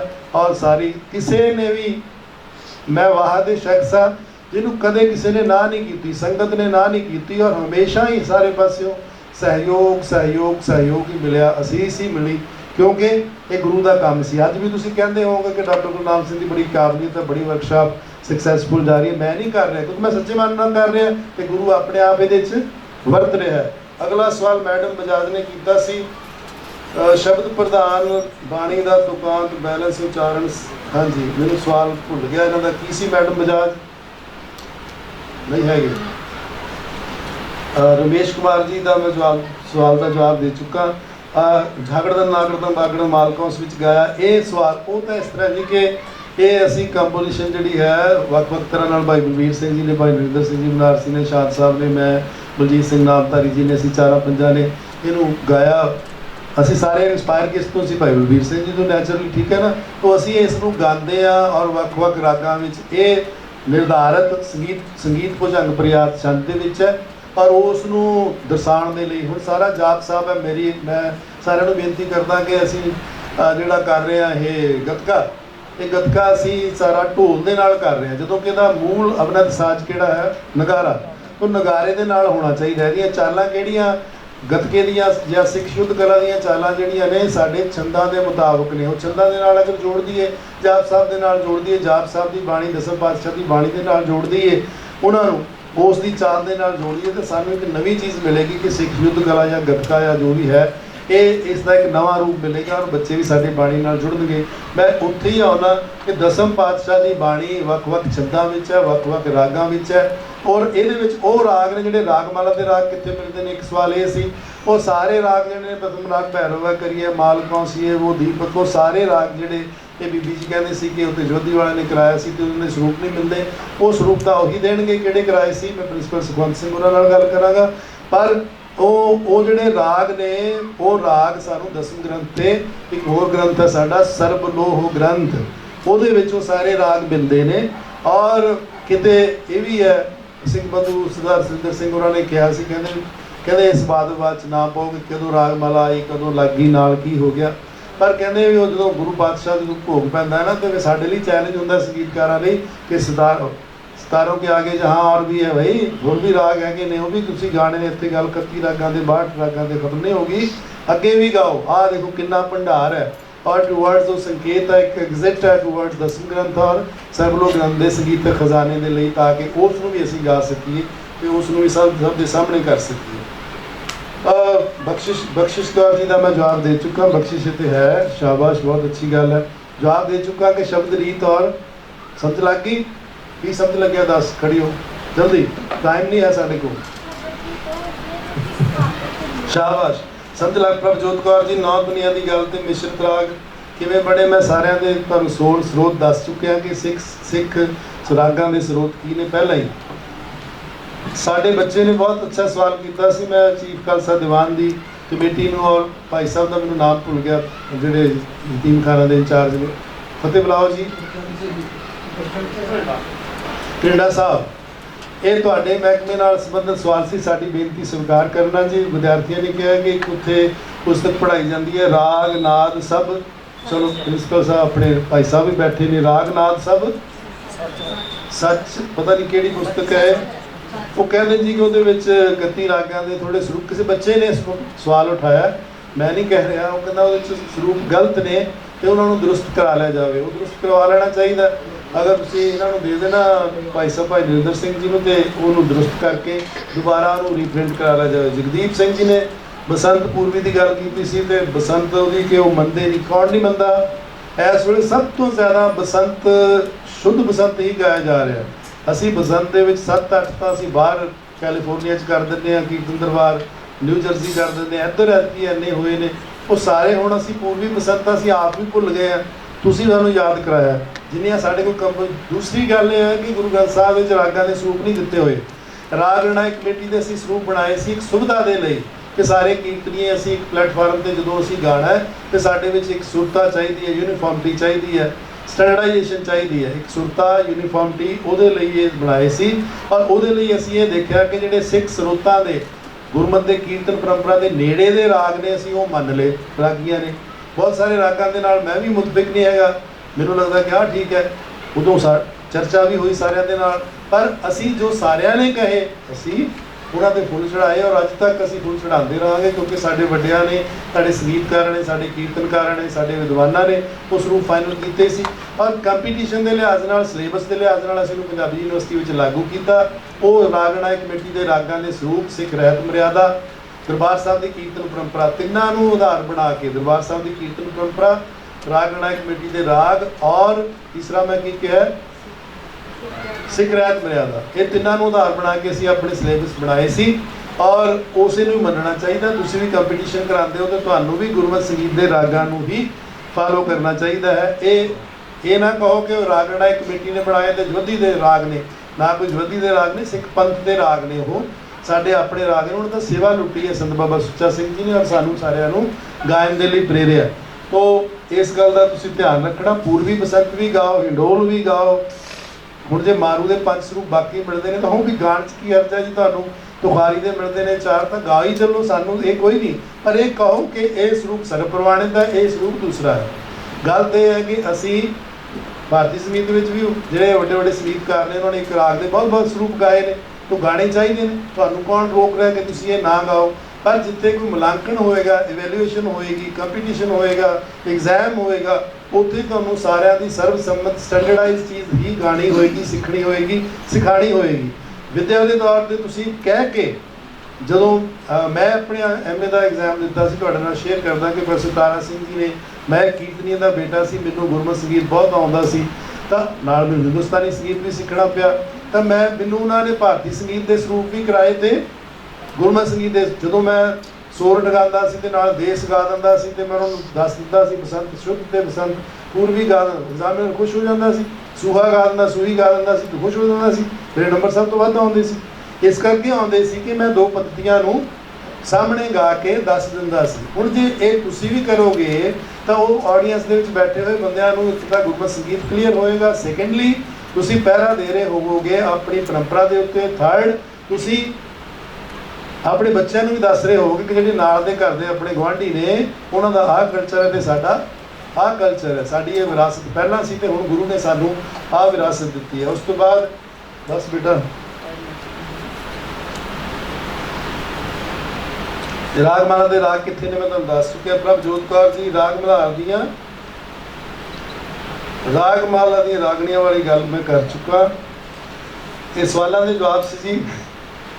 ਝਬਾਲ ਤੋਂ ਕੋਮਲ ਰਿਸ਼ਵ ਅਸਾਵਰੀ ਸੁਧਾ ਕਿੱਥੇ ਨੇ ਜੀ ਝਬਾਲ ਵਾਲੇ? ਹਾਂਜੀ, ਉਹ ਇਸ ਤਰ੍ਹਾਂ ਹੋਇਆ ਸੀ ਜੀ ਕਿ ਜਦੋਂ ਅਸਾਵਰੀ ਸੁਧੰਗ ਦਾ ਅਸੀਂ ਸਰੂਪ ਫਾਈਨਲ ਕਰਨ ਲੱਗੇ ਤੇ ਮੈਂ ਤੁਹਾਨੂੰ ਸਟੋਰੀ ਵੀ ਦੱਸ ਦਿੰਦਾ। ਤਾਂ ਉਹਦੇ ਵਿੱਚ ਆਇਆ ਕਿ ਅਸਾਵਰੀ ਸ਼ੁੱਧ ਅੰਗ ਦੀ ਅਸਾਵਰੀ, ਸ਼ੁੱਧ ਅੰਗ ਦੀ ਸਾਵਰੀ, ਇਹੀ ਮੀਨਿੰਗ ਬਣਿਆ ਨਾ। ਤਾਂ ਉਸ ਵੇਲੇ ਡਾਕਟਰ ਅਜੀਤ ਸਿੰਘ ਜੀ ਪੈਂਤਲ, ਦੇਖੋ ਸਭ ਦਾ ਸਤਿਕਾਰ ਕਰਨਾ ਚਾਹੀਦਾ ਜਿਨ੍ਹਾਂ ਨੇ ਕੋਈ ਕੰਟਰੀਬਿਊਟ ਕੀਤਾ, ਉਹਨਾਂ ਉਹ ਗੁਰਪੁਰਵਾਸੀ ਹੋ ਗਏ। ਤਾਂ ਉਹਨਾਂ ਨੇ ਸੁਝਾਅ ਰੱਖਿਆ, ਜਿਵੇਂ ਮਾਰੂ ਰਾਗ ਦਾ ਸਰੂਪ ਪੰਡਿਤ ਦਲੀਪ ਚੰਦਰ ਜੀ ਵੇਦੀ ਹੋਰਾਂ ਨੇ ਦਿੱਤਾ, ਤਾਂ ਉਹਨਾਂ ਨੇ ਕਹਿੰਦੇ ਵੀ ਜਿਹੜੀ ਅੱਛਾ ਰੈਫਰੈਂਸ ਫਿਰ ਅਸੀਂ ਚੈੱਕ ਵੀ ਕ੍ਰਾਸ ਚੈੱਕ ਕੀਤਾ ਕ੍ਰਮਿਕ ਪੁਸਤਕ ਮਾਲਕਾ ਵਿੱਚੋਂ, ਹੋਰ ਗ੍ਰੰਥਾਂ ਦੇ ਵਿੱਚੋਂ। ਪੁਰਾਣੇ ਸਮੇਂ ਜਿਹੜੀ ਕੋਮਲ ਰਿਸ਼ਵ ਅਸਾਵਰੀ ਸੀ, ਹੁਣ ਤਾਂ ਸਾਵਰੀ ਇਸ ਨੂੰ ਮੰਨਦੇ ਨਾ ਸ਼ੁੱਧ ਰਿਸ਼ਵ ਵਾਲੀ ਨੂੰ, ਉਸ ਵੇਲੇ ਕੋਮਲ ਰਿਸ਼ਵ ਸਾਵਰੀ ਨੂੰ ਹੀ ਸ਼ੁੱਧ ਅੰਗ ਦੀ ਉਲਟਾ ਕੰਮ, ਤੁਸੀਂ ਸ਼ੁੱਧ ਰਿਸ਼ਵ ਤੇ ਸ਼ੁੱਧ ਕੋਮਲ ਰਿਸ਼ਵ ਦੇ ਨਾਲ ਇਹਨੂੰ ਕਨਫਿਊਜ਼ ਨਾ ਕਰਨਾ। ਜਿਹੜੀ ਕੋਮਲ ਰਿਸ਼ਵ ਸਾਵਰੀ ਸੀ ਉਸ ਨੂੰ ਸ਼ੁੱਧ ਅੰਗ ਦੀ ਸਾਵਰੀ ਮੰਨਦੇ ਸੀ। ਉਹ ਉਸ ਨੂੰ ਜਿਵੇਂ ਕਿ ਤੁਸੀਂ ਹੁਣ ਪੂਰੀਆ ਧਨਾਸਰੀ ਗਾਓਗੇ, ਜੇ ਤੁਸੀਂ ਇੰਡੀਅਨ ਮਿਊਜ਼ਿਕ ਵਾਲਿਆਂ ਨੂੰ ਕਹੋਗੇ ਧਨਾਸਰੀ ਗਾਓ ਤਾਂ ਉਹ ਕੀ ਗਾਣਗੇ? ਪੂਰੀਆ ਧਨਾਸਰੀ। ਉਸ ਧਨਾਸਰੀ ਨਹੀਂ ਗਾਣਗੇ, ਆਪਣੇ ਵਾਲੀ ਧਨਾਸਰੀ ਕਾਫੀ ਵਾਲੀ ਇਹ ਨਹੀਂ ਗਾਣਗੇ ਕਿਉਂਕਿ ਉਹਨਾਂ ਨੂੰ ਪਤਾ ਹੀ ਨਹੀਂ। ਪਰ ਆਪਣੀ ਧਨਾਸਰੀ ਹੈ, ਆਰਤੀ ਹੈ, ਇਹਦੇ 'ਚ ਸਾਰਾ ਤੁਹਾਨੂੰ ਪਤਾ ਹੀ ਹੈ ਵੀ ਇੰਪਲਾਸੀ ਨਾਲ ਇਹਦਾ ਹੈ ਤੇ ਛੜਜ ਮੱਧਮ ਨਹੀਂ ਹੈ, ਛੜਜ ਪੰਚਮ ਵਾਲਾ ਜਿਹੜਾ ਪੰਚਮ ਤੇ ਜ਼ਿਆਦਾ ਨਿਆਸ ਕਰਨਾ ਉਹਨੂੰ ਦੁਹਰਾਉਣ ਦੀ ਜ਼ਰੂਰਤ ਨਹੀਂ ਹੈਗੀ। ਪਰ ਉਹ ਕੀ ਗਾਣਗੇ ਫਿਰ ਸਾਡੀ? ਇਸ ਤਰ੍ਹਾਂ ਇਹਨਾਂ ਰਾਗਾਂ ਦੇ ਵਿੱਚ ਕੋਮਲ ਰਿਸ਼ਵ ਅਸਾਵਰੀ ਨੂੰ ਸ਼ੁੱਧ ਅੰਗ ਦੀ ਅਸਾਵਰੀ ਦੇ ਤੌਰ ਤੇ ਅਸਾਵਰੀ ਸੁਧੰਗ ਕੋਮਲ ਰਿਸ਼ਵ ਅਸਾਵਰੀ ਨੂੰ ਮੰਨ ਲਿਆ। ਤੇ ਦੂਸਰੀ ਆਸਾ ਅਸਾਵਰੀ ਜਿਹੜੀ ਆਸਾ ਦੇ ਥੱਲੇ ਗੁਰੂ ਸਾਹਿਬ ਨੇ ਕਿਉਂ ਰੱਖੀ ਦੱਸੋ? ਕਿਉਂਕਿ ਉਹਦਾ ਰੋਹ, ਹੁਣ ਮੈਂ ਥੋੜਾ ਕਹਿ ਰਿਹਾ, ਬਾਬਾ ਜੀ ਨੇ ਕਿੰਨੀ ਦੇਰ ਪਹਿਲਾਂ ਰੱਖ ਦਿੱਤੀ ਹੈ। ਬਾਬਾ ਜੀ ਨੇ 1850 ਵਿੱਚ ਆ ਕੇ ਥਾਟ ਪਰਿਵਰਤਨ ਹੋਇਆ, ਬਾਬਾ ਜੀ ਨੇ ਪਹਿਲਾਂ ਹੀ ਕੀ ਕੀਤਾ ਕਿ ਸਾਰਿਆਂ ਨੂੰ ਰਾਗ ਲਿਖ ਦਿੱਤਾ, ਰਾਗਣੀ ਲਿਖਿਆ ਹੀ ਨਹੀਂ। ਕਲਾਸੀਫਿਕੇਸ਼ਨ ਆਫ ਰਾਗਾਸ ਦੇ ਝਮੇਲਿਆਂ ਤੋਂ ਸਾਨੂੰ ਮੁਕਤ ਕਰ ਦਿੱਤਾ। ਤੁਹਾਨੂੰ ਪਤਾ ਹੈ ਨਾ, ਉਹਦੇ ਰਾਗਣੀਆਂ ਤੇ ਰਾਗਾਂ ਦਾ ਬੜਾ ਝਮੇਲਾ ਸੀ। ਉੱਥੇ ਬਹੁਤ ਸਾਰੇ, ਕੋਈ ਸ਼ਿਵ ਮਤ, ਕੋਈ ਹਨੂ ਮਤ, ਕੋਈ ਰਾਗਾਣੋ ਮਤ, ਕੋਈ ਕਿਹੜਾ ਮਤ, ਉਹ ਉਲਝੇ ਹੀ ਰਹਿੰਦੇ ਸੀ ਵਿਦਿਆਰਥੀ। ਉਹ ਕਹਿੰਦਾ ਜੀ ਸਾਡਾ ਮਤ ਹੈ, ਸਾਡਾ ਮਤ ਹੈ, ਸਾਡੇ ਮਤ 'ਚ ਰਾਗ ਪਹਿਲਾ, ਸਾਡੇ ਮਤ ਦੇ ਵਿੱਚ ਆਹ ਪੁੱਤਰ ਹੈ, ਇਹਦੀ ਵਧੂ ਹੈ, ਇਹਦੇ ਆਹ ਨੇ। ਕਿੰਨਾ ਯਾਦ ਰੱਖਣਾ ਕਿੰਨਾ ਮੁਸ਼ਕਿਲ ਸੀ। ਬਾਬੇ ਨੇ ਕੀ ਕਿਹਾ? ਸਾਰੇ ਹੀ ਰਾਗ। ਕੰਮ ਕੀ ਹੈ? ਸਭਨਾ ਰਾਗਾਂ ਵਿੱਚ ਸੋ ਭਲਾ ਭਾਈ ਜਿਤ ਵਸਿਆ ਮਨ ਹੈ, ਧਨ ਸੋ ਰਾਗ ਸੁਰੰਗੜੇ ਲਾਪਤ ਸਭ ਦਿਖ ਜਾਏ। ਤੇ ਸਾਰੇ ਕੀ ਨੇ? ਰਾਗ ਨੇ। ਉੱਤੇ ਥੋੜਾ ਕਿ ਰਾਗ ਨੇ ਜਿਹੜਾ ਹੈ ਉਹ ਮੇਲ ਡਰੈਸ ਪਾਈ ਹੈ ਤੇ ਰਾਗਣੀ ਨੇ ਫੀਮੇਲ ਡਰੈਸ ਪਾਈ ਹੈ, ਉਹ ਜਦੋਂ ਨਹੀਂ ਹੈਗਾ ਨਾ। ਰਾਗ ਤਾਂ ਉਹੀ ਸੁਰ ਨੇ, ਠੀਕ ਹੈ ਨਾ। ਤਾਂ ਉਹੀ ਜਦੋਂ ਸੁਰ ਨੇ ਤੇ ਸੁਰ ਦਾ ਕੰਮ, ਰਾਗ ਦਾ ਕੰਮ ਕੀ ਹੈ? ਸ਼ਬਦ ਨੂੰ ਮਨ ਵਿੱਚ ਵਸਾਉਣਾ। ਤਾਂ ਉਹ ਇਸ ਕਰਕੇ ਭਾਈ ਰਾਗ, ਇਹ ਗੁਰੂ ਪਾਤਸ਼ਾਹ ਨੇ ਬੜਾ ਸਾਇੰਟੀਫਿਕ ਸਿਸਟਮ ਦਿੱਤਾ ਸਾਨੂੰ ਗੁਰੂ ਗ੍ਰੰਥ ਸਾਹਿਬ ਦੇ ਵਿੱਚ। ਇਹਨੂੰ ਹਾਈਲਾਈਟ ਕਰਨ ਦੀ ਕੋਸ਼ਿਸ਼ ਸਾਨੂੰ ਕਰਨੀ ਚਾਹੀਦੀ ਹੈ। ਉਸ ਤੋਂ ਅੱਗੇ ਕੀ ਹੈ ਬੇਟਾ? ਦੱਸ ਦਿੱਤਾ, ਇਹਨੂੰ ਦੱਸ ਦਿੱਤਾ। ਗੋਲਡੀ ਚੋਪੜਾ ਜੀ ਦਾ ਜਵਾਬ ਮੈਂ ਦੇ ਚੁੱਕਾ। ਮਨਜੀਤ ਕੌਰ ਜੀ ਗੋਲਡਨ ਐਵਨ ਤੋਂ 31 ਰਾਗ ਸ਼ੁੱਧ, 31 ਮਿਸ਼ਰਾ ਦਰਬਾਰ ਸਾਹਿਬ ਤੋਂ ਬੀਬੀਆਂ ਦਾ ਨੁਸਖਾ ਤੁਹਾਨੂੰ ਦੱਸਤਾ ਕਿਵੇਂ ਤੁਸੀਂ ਕੀਰਤਨ ਲੈਣਾ, ਉਹ ਕਰ ਲੈਣਾ ਭਾਈ। 18 ਤਰੀਕ ਤਰਨਤਾਰਨ ਗੁਰਮੁਖੀ ਤੰਤੀ ਸਾਜ਼ ਸਿਤਾਰ, ਇਹ ਵੀ ਮੈਂ ਦੱਸ ਚੁੱਕਾ ਕਿ ਤੰਤੀ ਸਾਜ਼ ਜਿਹੜਾ ਹੈ ਤੁਸੀਂ ਉਹ ਵਜਾ ਸਕਦੇ ਹੋ। ਸਾਜ਼ ਜਿਹੜਾ ਮਰਜ਼ੀ ਵਜਾਓ, ਸਾਜ਼ ਕੋਈ ਨਹੀਂ ਪਿੱਟੇ ਹੁੰਦੇ, ਗੱਲ ਤਾਂ ਗਾਣਾ ਆਉਣਾ ਚਾਹੀਦਾ, ਸਮਝ ਗਏ? ਜਿਹਨੇ ਗਾਣਾ ਆਉਣਾ ਉਹਨੂੰ ਕੋਈ ਸਾਜ਼ ਵੀ ਨਾ ਦਿਓ, ਉਹਨੇ ਉਹ ਵੀ ਆਪਣਾ ਸ਼ਬਦ ਮਨ 'ਚ ਵਸਾਉਣਾ। ਪਹਿਲੀ ਤਾਂ ਗੱਲ ਇਹ ਹੈ, ਰਾਗ ਆਉਣੇ ਚਾਹੀਦੇ ਨੇ, ਗਾਣਾ ਆਉਣਾ ਚਾਹੀਦਾ ਹੈ, ਸੁਰ ਕਲਾਮ ਠੀਕ ਹੋਣਾ ਚਾਹੀਦਾ, ਕੰਠ ਸਾਧਨਾ ਜ਼ਰੂਰ ਕਰਨੀ ਚਾਹੀਦੀ ਹੈ। ਕੰਠ ਸਾਧਨਾ ਵੱਲ ਧਿਆਨ ਹੀ ਨਹੀਂ ਦਿੰਦੇ ਅਸੀਂ, ਸਵਰ ਅਭਿਆਸ ਕਰਦੇ ਨਹੀਂ। ਔਰ ਰੋਜ਼ ਗਾਣਾ, ਰੋਜ਼ ਅਭਿਆਸ ਕਰਨਾ। ਮੈਂ ਐਸੇ ਚੀਜ਼ ਨਹੀਂ ਗਾਉਂਦਾ, ਭਾਈ ਸਾਹਿਬ ਵੀ ਰੋਜ਼ ਗਾਉਂਦੇ ਹੋਣਗੇ। ਜੇ ਅਸੀਂ ਨਾ ਗਾਈਏ ਤਾਂ ਅਗਲੇ ਦਿਨ ਜਾ ਕੇ ਸਾਡੀ ਬੇਇੱਜ਼ਤੀ ਬੜੀ ਹੁੰਦੀ ਹੈ। ਉਹ ਤਾਨਸੇਨ ਕਹਿੰਦਾ ਨਾ ਕਿ ਜੇ ਇੱਕ ਦਿਨ ਨਾ ਮੈਂ ਰਿਆਜ਼ ਨਾ ਕਰਾਂ ਤਾਂ ਇੱਕ ਪਹਿਲੇ ਦਿਨ ਮੈਨੂੰ ਪਤਾ ਲੱਗ ਜਾਂਦਾ, ਦੂਸਰੇ ਦਿਨ ਬਾਦਸ਼ਾਹ ਨੂੰ ਪਤਾ ਲੱਗ ਜਾਂਦਾ, ਤੀਸਰੇ ਦਿਨ ਉਹ ਜਿਹੜੀ ਦਰਬਾਰ ਹੈ ਉਹਨੂੰ ਪਤਾ ਲੱਗ ਜਾਂਦਾ, ਚੌਥੇ ਦਿਨ ਕਹਿੰਦਾ ਲੋਕਾਂ ਨੂੰ ਪਤਾ ਲੱਗ ਜਾਂਦਾ। ਕੀ ਮਤਲਬ ਹੈ ਇਹਦਾ? ਦੁਬਾਰਾ ਬੋਲਾਂ।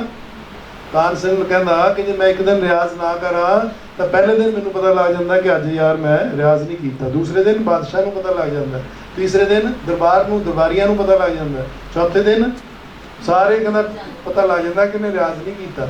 ਜੇ ਇੰਨਾ ਰਿਆਜ਼ ਕਰਾਂਗੇ ਤਾਂ ਕਿਤੇ ਜਾ ਕੇ ਅਸੀਂ ਸਫਲ ਹੋਵਾਂਗੇ। ਤੋਂ ਰਿਆਜ਼ ਕਰੋ, ਕੰਠ ਦੀ ਸਾਧਨਾ ਕਰੋ ਔਰ ਇਹਦੇ ਵਿੱਚ ਆਪਣੇ ਆਪ ਨੂੰ ਪਰਿਪੱਕ ਕਰੋ। 31 ਰਾਗ ਗੁਰੂ ਨੇ ਦਿੱਤੇ ਨੇ, ਪਹਿਲਾਂ ਇਹ ਸਿੱਖੋ, ਫਿਰ 31 ਰਾਗ ਪ੍ਰਕਾਰ ਸਿੱਖੋ ਔਰ ਚੜ੍ਹਦੀ ਕਲਾ ਵਿੱਚ ਰਹੋ। ਕੀਰਤਨ ਚੌਕੀਆਂ ਸਿੱਖੋ। ਬਹੁਤ ਬਹੁਤ ਧੰਨਵਾਦ। ਮੇਰੇ ਕੋਲ ਸ਼ਬਦ ਨਹੀਂ, ਮੈਂ ਕਿਵੇਂ ਤੁਹਾਡੇ ਸਾਰਿਆਂ ਦਾ ਕਰਾਂ। ਬੜੀ ਜਲਦੀ ਜਲਦੀ ਬੋਲ ਕੇ ਮੈਂ ਸਾਰਾ ਕੁਝ ਮੈਂ ਤੁਹਾਨੂੰ ਨਹੀਂ ਸੁਣਾਇਆ, ਮੈਂ ਤਾਂ ਆਪਣੇ ਆਪ ਨੂੰ ਦੁਹਰਾਇਆ ਤਾਂ ਕਿ ਆਪ ਕੁਝ ਸਿੱਖ ਸਕਾਂ ਔਰ ਸਾਰਾ ਜਿਹੜਾ ਸਿਲੇਬਸ ਹੈ ਜੋ ਗੁਰਮਤਿ ਦੀ ਡਿਵੈਲਪਮੈਂਟ ਹੋਈ ਹੈ ਤੁਹਾਨੂੰ ਦੱਸ ਸਕਾਂ। ਹੋਈਆਂ ਭੁੱਲਾਂ ਚੁੱਕਾਂ ਦੀ ਖਿਮਾ। ਇਹ ਸਾਰੇ ਕੁਝ ਦੇ ਦੌਰਾਨ ਮੇਰੀ ਸਾਰੇ ਕੋਈ ਰਿਕਾਰਡਿੰਗ ਹੋਈ ਹੈ। ਰਿਕਾਰਡਿੰਗ ਦੇ ਸਾਹਮਣੇ ਅੱਜ ਕੱਲ੍ਹ ਤਾਂ ਕੋਈ ਬੋਲਦਾ ਨਹੀਂ, ਕਹਿੰਦਾ ਵੀ ਉਹ ਕਿਤੇ ਹੋਰ ਨਾ ਕੋਈ ਕੱਢ ਕੇ ਲੈ ਜਾਏ, ਪਰ ਮੈਂ ਫਿਰ ਵੀ ਠੀਕ ਬੋਲਿਆ। ਇਹਦੇ ਵਿੱਚ ਫਿਰ ਵੀ ਜੇ ਕੋਈ ਸ਼ਬਦ ਕਿਸੇ ਦੀ ਸ਼ਾਨ ਦੇ ਖਿਲਾਫ ਬੋਲਿਆ ਗਿਆ ਹੋਵੇ, ਮੈਂ ਜਨਤਕ ਰੂਪ ਦੇ ਵਿੱਚ ਸਾਰਿਆਂ ਦੇ ਕੋਲੋਂ ਤੁਹਾਡੇ ਸਾਰਿਆਂ ਦੇ ਚਰਨਾਂ ਵਿੱਚ ਸੀਸ ਰੱਖ ਕੇ ਮਾਫੀ ਮੰਗਦਾ ਹਾਂ। ਔਰ ਮੇਰੇ ਉਸ ਬੋਲੇ ਨੂੰ ਪਹਿਲਾਂ ਹੀ ਮਾਫੀ ਮੰਗ ਲਓ, ਬਾਅਦ 'ਚ ਕੋਈ ਹੋਰ ਮੰਗਾਵੇ ਉਹਦਾ ਕੀ ਫਾਇਦਾ। ਸੋ ਇਸ ਕਰਕੇ ਭਾਈ ਮੈਂ ਕਈ ਵਾਰੀ ਬੋਲਿਆ ਜਾਂਦਾ, ਸੋ ਮੈਨੂੰ ਤੁਸੀਂ ਮਾਫ ਕਰਨਾ। ਬਹੁਤ ਬਹੁਤ ਧੰਨਵਾਦ।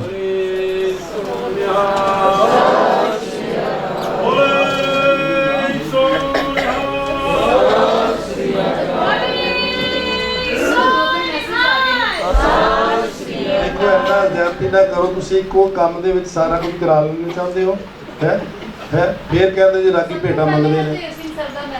ਪ੍ਰਿੰਸੀਪਲ ਸਾਹਿਬ, ਪ੍ਰਿੰਸੀਪਲ ਸੂਬਾ ਸਿੰਘ ਜੀ ਦੱਸੋ, ਇੰਨਾ ਕੰਮ ਕੋਈ ਰਾਗੀ ਕਰਦਾ ਫਿਰ ਕਹਿੰਦਾ ਰਾਗੀ ਭੇਟਾ ਜ਼ਿਆਦਾ ਮੰਗਦੇ ਨੇ। ਤਾਂ ਕਿ ਵਰਕਸ਼ਾਪ ਕਰਾ ਲਓ। ਵਰਕਸ਼ਾਪ ਕਰਾਉਣ ਦੀ ਜਾਂ ਮੈਨੂੰ ਹੀ ਡਾਕਤਾ ਕਿ ਉਹ ਕਿਤਾਬ ਸੁਣਾ ਕੇ ਜਾ, ਇਸ ਤਰ੍ਹਾਂ ਨਹੀਂ ਕਰੀਦਾ ਹੁੰਦਾ। ਵੱਖਰੀ ਕਰਾਉਂਦੇ ਤਾਂ ਵੱਖਰੀ ਭੇਟਾ ਮਿਲਦੀ। ਬਸ ਸਾਹਿਬ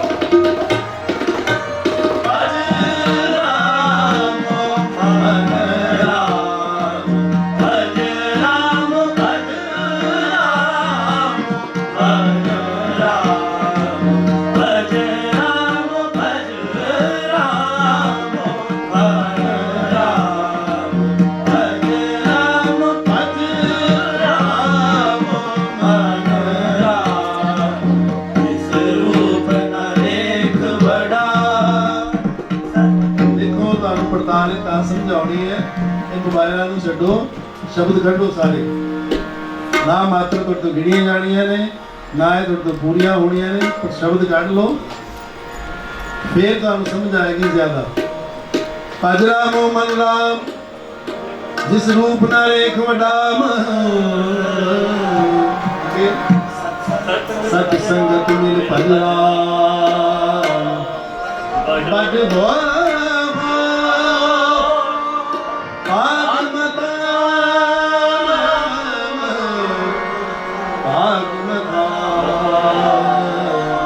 ठीक है उन्हें अपने आप ही तुहानू रस्ता दिखा रहा है जिन्हें बड़ हो भागवतां भी उस बड़ हो क्यों लिखा ठीक है ना रेपिटेशन आप गुरु पातशाह कर रहे हैं भज राम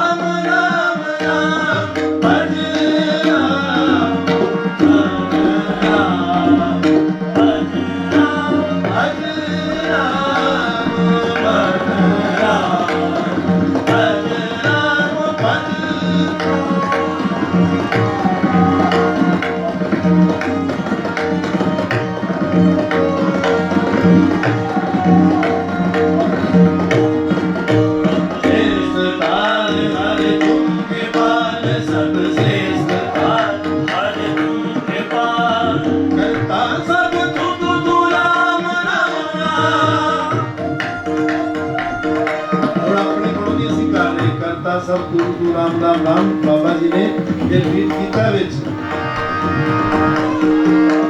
सबसे सतार हर तुम के पाल करता सब गुरु राम राम करता सब गुरु राम राम सबसे सतार हर तुम करता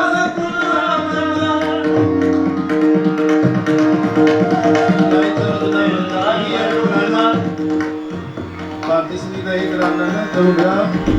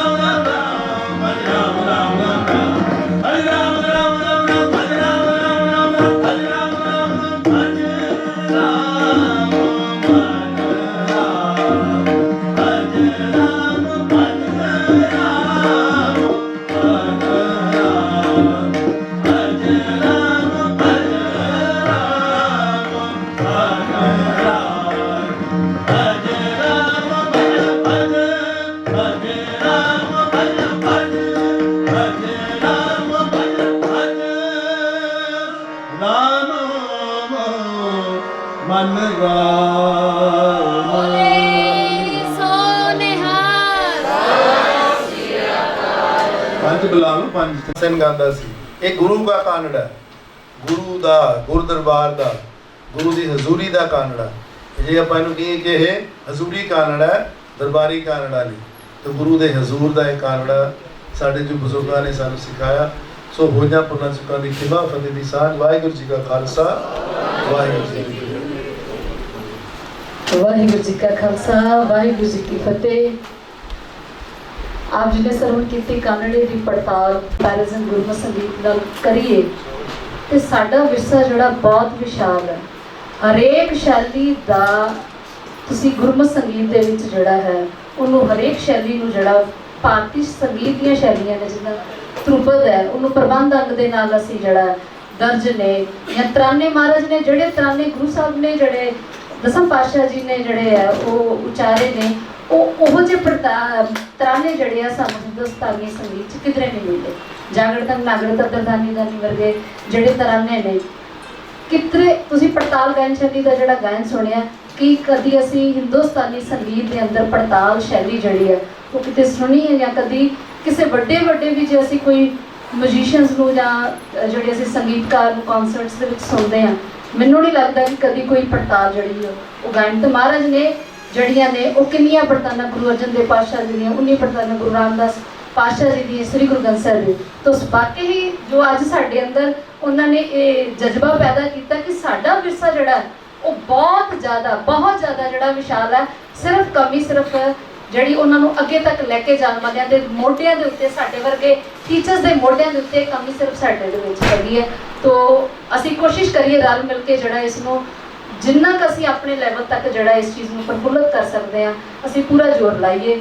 ਸੋ ਬਹੁਤ ਧੰਨਵਾਦ। ਬੜਾ ਛੋਟਾ ਮੈਨੂੰ ਲੱਗਦਾ ਕਿ ਡਾਕਟਰ ਸਾਹਿਬ ਲਈ ਕੋਈ ਸ਼ਬਦ ਨਹੀਂ ਹੈ ਸਾਡੇ, ਮਤਲਬ ਜਿੰਨਾ ਸਾਨੂੰ 2 ਦਿਨਾਂ ਵਿੱਚ ਉਹਨਾਂ ਨੇ ਜਿੰਨਾ ਜਿਹੜਾ ਸਾਨੂੰ ਗਿਆਨ ਦਿੱਤਾ ਅਸੀਂ ਉਹਦੇ ਲਈ ਕੋਈ ਸ਼ਬਦ ਵੀ ਜਿਹੜਾ ਸਾਡੇ ਅਸੀਂ ਉਸ ਪਰਮਾਤਮਾ ਦਾ ਸ਼ੁਕਰ ਕਰਦੇ ਹਾਂ। ਸੋ ਮੈਂ ਬਹੁਤਾ ਸਮਾਂ ਨਾ ਲੈਂਦੀ ਹੋਈ ਕਿਉਂਕਿ ਹੁਣ ਅਸੀਂ ਜਿਹੜਾ ਸ਼ਖਸੀਅਤਾਂ ਨੂੰ ਸਨਮਾਨਿਤ ਕਰਨਾ ਉਹਨਾਂ ਦੇ ਨਾਲ ਵੀ ਜਿਹੜੇ ਸਿੰਘ ਆਏ ਉਹਨਾਂ ਨੇ ਵੀ ਬਹੁਤ ਜ਼ਿਆਦਾ ਜਿਹੜਾ ਹੀ ਉਹ ਸਾਥ ਵੀ ਦਿੱਤਾ ਸਾਡਾ ਇਸ ਵਰਕਸ਼ਾਪ ਨੂੰ ਜਿਹੜਾ ਸਫਲ ਬਣਾਉਣ ਦੇ ਵਿੱਚ। ਸੋ ਮੈਂ ਬੇਨਤੀ ਕਰਾਂਗੀ ਸਾਡੇ ਧਰਮ ਪ੍ਰਚਾਰ ਕਮੇਟੀ ਦੇ ਚੇਅਰਮੈਨ ਜਿਨ੍ਹਾਂ ਦੀ ਸੋਚ ਨੂੰ ਲੈ ਕੇ ਅਸੀਂ ਜਿਹੜਾ ਅੱਗੇ ਵੱਧਦੇ ਹਾਂ ਤੇ ਮੇਰੀ ਮੁਰਾਦ ਪ੍ਰੋਫੈਸਰ ਹਰੀ ਸਿੰਘ ਜੀ, ਡਾਕਟਰ ਸਾਬਰ ਜੀ, ਭਾਈ ਸਾਹਿਬ ਨਰਿੰਦਰ ਸਿੰਘ ਜੀ ਬਨਾਰਸ ਵਾਲੇ ਜਿਨ੍ਹਾਂ ਕੋਲ ਇੰਨਾ ਖਜ਼ਾਨਾ ਹੈ ਕਿ ਮਤਲਬ ਜਿਹੜਾ ਵੈ ਉਹ ਅਸੀਂ ਜਿਹੜਾ ਇਹਨਾਂ ਕੋ ਅਸੀਂ ਲੈਣ ਵਾਲਾ ਜਿਹੜਾ ਇਹਨਾਂ ਦੇ ਅੰਦਰ ਜਿਹੜਾ ਇਹਨਾਂ ਨੇ ਸਮੇਟਿਆ ਹੋਇਆ ਇਹਨਾਂ ਦਾ ਪੂਰਾ ਸਤਿਕਾਰ ਜਿਹੜਾ ਪੰਥ ਨੂੰ ਜਿਹੜਾ ਉਹ ਕਰਨਾ ਚਾਹੀਦਾ ਹੈ।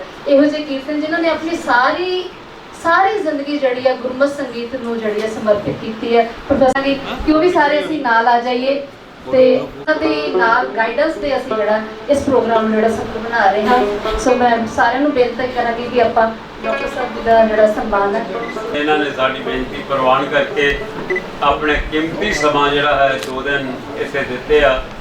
ਮੇਰੇ ਪਾਸ ਸ਼ਬਦ ਨਹੀਂ ਕਿ ਮੈਂ ਕੋਈ ਇਹਨਾਂ ਦਾ ਧੰਨਵਾਦ ਕਰ ਸਕਾਂ। ਇਹਨਾਂ ਕੋਈ ਹੋਣ ਦੇ ਬਾਵਜੂਦ ਵੀ, ਘਰ ਦੀ ਪ੍ਰੋਬਲਮ ਹੋਣ ਦੇ ਬਾਵਜੂਦ ਵੀ ਇਹਨਾਂ ਨੇ ਆਪਣਾ ਕੀਮਤੀ ਸਮਾਂ ਜਿਹੜਾ ਹੈ ਉਹ ਕੱਢਿਆ ਹੈ ਔਰ ਸਾਨੂੰ ਬਹੁਤ ਸਾਰਾ ਗੁਣ ਦਿੱਤਾ ਹੈ। 2 ਦਿਨ ਇਸ ਤਰ੍ਹਾਂ ਲੰਘੇ ਆ ਜਿਸ ਤਰ੍ਹਾਂ ਅਸੀਂ ਅਧਿਆਤਮਕ ਵਾਤਾਵਰਨ ਵਿੱਚ ਫਿਰਦੇ ਹੋਈਏ। ਮੈਨੂੰ ਬਹੁਤ ਕੰਮ ਸੀਗਾ, ਲੇਕਿਨ ਜਦੋਂ ਇਹਨਾਂ ਦੇ ਮੈਂ ਕੱਲ੍ਹ ਸ਼ਬਦ ਸੁਣੇ, ਮੈਂ ਆਪਦੇ ਸਭ ਕੁਝ ਬੜੇ ਜ਼ਰੂਰੀ ਸੀ, ਮੇਰੀਆਂ ਆਪਣੀਆਂ ਰਜਿਸਟਰੀਆਂ ਹੀ ਮੈਂ ਸਭ ਕੈਂਸਲ ਕਰ ਦਿੱਤੀਆਂ, ਅੱਜ ਵੀ ਕਰ ਦਿੱਤੀਆਂ, ਲੇਕਿਨ ਮੈਂ ਇਹ ਸਮਾਂ ਨਹੀਂ ਗਵਾ ਸਕਿਆ। ਇੰਨਾ ਆਨੰਦ ਆਇਆ ਜ਼ਿੰਦਗੀ ਦਾ ਕਿ ਮੈਂ ਤੁਹਾਨੂੰ ਦੱਸ ਨਹੀਂ ਸਕਦਾ। ਮੈਂ ਧਰਮ ਪ੍ਰਚਾਰ ਕਮੇਟੀ ਚੀਫ ਖਾਲਸਾ ਦੀਵਾਨ ਵੱਲੋਂ, ਸਾਰੇ ਟੀਚਰਾਂ ਵੱਲੋਂ ਇਹਨਾਂ ਦਾ ਸਨਮਾਨ ਸਤਿਕਾਰ ਕਰਨਾ ਚਾਹੁੰਦਾ। ਮੈਂ ਬੇਨਤੀ ਕਰਾਂਗਾ ਕਿ ਪ੍ਰੋਫੈਸਰ ਸੂਬਾ ਸਿੰਘ ਜੀ, ਪ੍ਰਿੰਸੀਪਲ ਸਰਦਾਰ ਮਨਦੀਪ ਸਿੰਘ ਜੀ, ਉਹ ਇਹ ਕਿਰਪਾ ਕਰਨ। ਇਹਨਾਂ ਦੇ ਉਸਤਾਦ ਸਾਬਰ ਸਾਹਿਬ ਨੇ ਔਰ ਸਾਡੇ ਰਾਗੀ ਸਿੰਘ ਹੈਗੇ ਨੇ।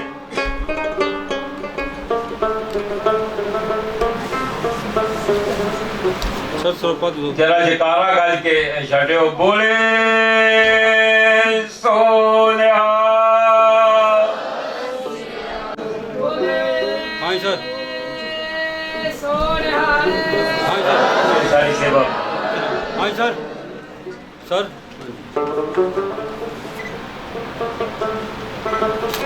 जी। दूसरी खुशी की गल यह है कि साढ़े पास रबाबी सलीम जी ने, जिन्होंने गुरु महाराज की दात अमृत लैके और इन्होंने अपना नाम की रखा जी, स्वरजीत सिंह, स्वरजीत सिंह। और महाराज की कृपा है अजकल ये भाई मरदाना चेयर एक बनी है, ਉਹਦੀ ਦੇਖਭਾਲ ਇਹ ਕਰ ਰਹੇ ਨੇ। ਬੜੀ ਵੱਡੀ ਗੱਲ ਹੈ ਸਾਡੇ ਲਈ। ਮੈਂ ਚਾਹਾਂਗਾ ਕਿ ਇਹਨਾਂ ਨੂੰ ਵੀ ਇਸੇ ਤਰ੍ਹਾਂ ਸਨਮਾਨ ਕੀਤਾ ਜਾਵੇ। ਡਾਕਟਰ ਸਾਹਿਬ ਦੇ ਨਾਲ ਆਏ ਦੋਨੋਂ ਹੀ ਸਿੱਖਿਆਰਥੀ ਅਸੀਂ ਕਹਿ ਸਕਦੇ ਹਾਂ, ਕਿਉਂਕਿ ਇੱਕ ਤੇ ਅਸਿਸਟੈਂਟ ਪ੍ਰੋਫੈਸਰ ਨੇ ਪਟਿਆਲਾ ਯੂਨੀਵਰਸਿਟੀ 'ਚ ਤੇ ਇੱਕ ਗੁਰੂ ਕੀ ਕਾਸ਼ੀ ਯੂਨੀਵਰਸਿਟੀ ਤੋਂ ਆਏ ਨੇ। ਦੋਨੇ ਆ ਜਾਣ।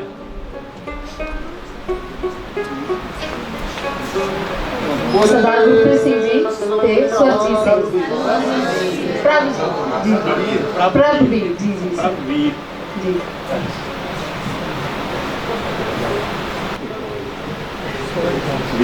ਇੱਕੋ ਬਟਾਲੇ ਤੋਂ ਆਏ ਨੇ ਹਰਦੇਵ ਸਿੰਘ ਜੀ। ਹਾਂਜੀ ਬਿਲਕੁਲ, ਹਰਦੇਵ ਸਿੰਘ ਜੀ ਜਿਨ੍ਹਾਂ ਨੇ ਤਬਲੇ ਤੇ ਸਾਥ ਦਿੱਤਾ ਹੈ ਔਰ ਬੜਾ ਅੱਛਾ। ਡਾਕਟਰ ਪ੍ਰੋਫੈਸਰ ਸੂਬਾ ਸਿੰਘ ਜੀ ਵੀ ਕਹਿ ਰਹੇ ਸੀ ਕਿ ਤਬਲੇ ਤੇ ਬਹੁਤ ਅੱਛਾ ਉਹਨਾਂ ਨੇ ਜਿਹੜੀ ਸੇਵਾ ਨਿਭਾਈ ਹੈ। ਸਾਡੇ ਹੀ ਸਕੂਲ ਦੇ ਉਹ ਅਧਿਆਪਕ ਨੇ, ਅਸੀਂ ਉਹਨਾਂ ਦਾ ਸਨਮਾਨ ਕਰਾਂਗੇ। ਬਿਲਕੁਲ ਟੀਚਰ ਡਾਕਟਰ ਸਾਹਿਬ ਨਾਲ ਫੋਟੋ ਲੈਣੀ ਚਾਹੁੰਦੇ ਸੀ। ਇਸ ਤੋਂ ਬਾਅਦ ਚੀਫ ਖਾਲਸਾ ਦੀਵਾਨ ਆ ਜਾਣ ਸਾਰੇ ਦੇ ਪ੍ਰਧਾਨ ਸਰਦਾਰ ਡਾਕਟਰ ਇੰਦਰਵੀਰ ਸਿੰਘ ਜੀ ਨਿੱਜਰ ਸਮੂਹ ਆਫਿਸ ਬੇਅਰਰਸ